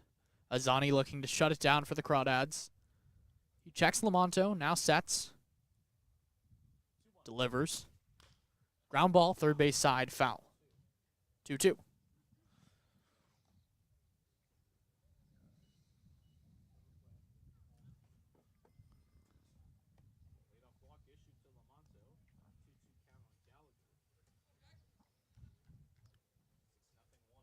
Still a bit irked by that walk to Lamonto.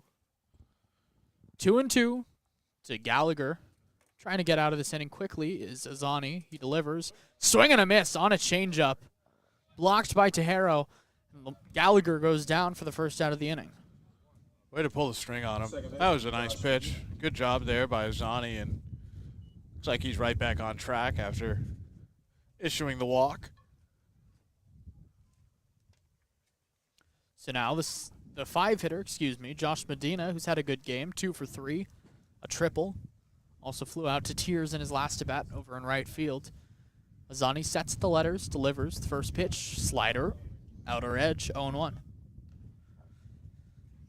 Slider's been there for him, and starts kind of over the middle of the plate and just drifts away from the hitter.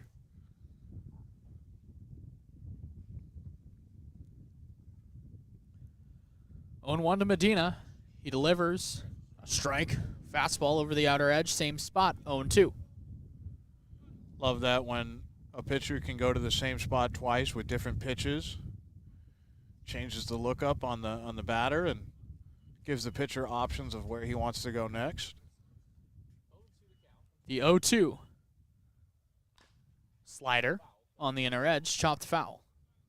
Medina stays alive. Tucker McEnroe waits on deck. Lamonto took off pretty quickly on the contact there, trying to stay out of any kind of game-ending double play. 0-2 the count to Medina with 1 out. And Lamonto on first. Zani comes set. Now delivers. Off the outer edge. Tejero can't stop it. And moving to second is Lamonto on the wild pitch. Really the first mistake made today by Azani, and could probably say the first mistake made by either of the pitchers today for the Crawdads. Absolutely. They have been terrific. And some incentives, the pitchers can take batting practice if they shut a team out. I did not know that. 1-2 to Medina. Lamonto stands on second. The 1-2. Slider got him swinging. Idris Azani sit him down. So they get to take batting practice. That's not a private batting practice session. Everybody gets to watch that, right? Yeah, absolutely. Okay, good.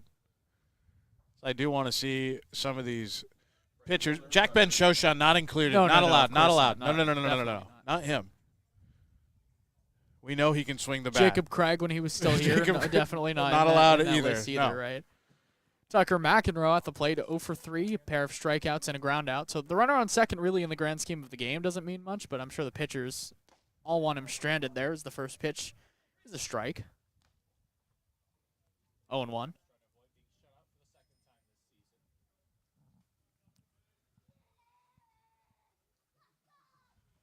Last time they did it, it was Ryan Fleming's 7 shutout innings. The 0-1 to McEnroe. Slider lifted to right field. Tears ranging in, now settling under it, and he'll reach up and make the catch for the third out of the inning and the last out of the game. The Crawdads extend their win streak 6 games, a season high. 6-0 today, 8-6 yesterday, 8-3 last Wednesday, 4-3 on Tuesday, 13-5 on Sunday, and 5-4 last Saturday. They're going to look to make it a week tomorrow against Healdsburg. 7 shutout innings from Hollis Fanning. He was truly tremendous today. He was great. He had all his stuff working, the cutter, the curveball, changeup, everything that he threw was amazing.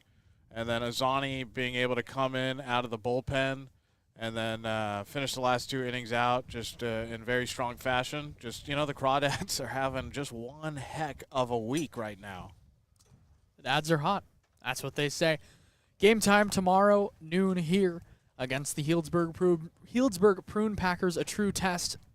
Final time of game, 2 hours and 30 minutes. We started at 1:06. We ended at 3:36. The winning pitcher today, who else but Hollis Fanning, 7 shutout innings. He was tremendous. The loser, Orlando Leone. Thank you so much for listening. For Alon to say, I'm Austin Oda saying the Crawdads win it 6-0.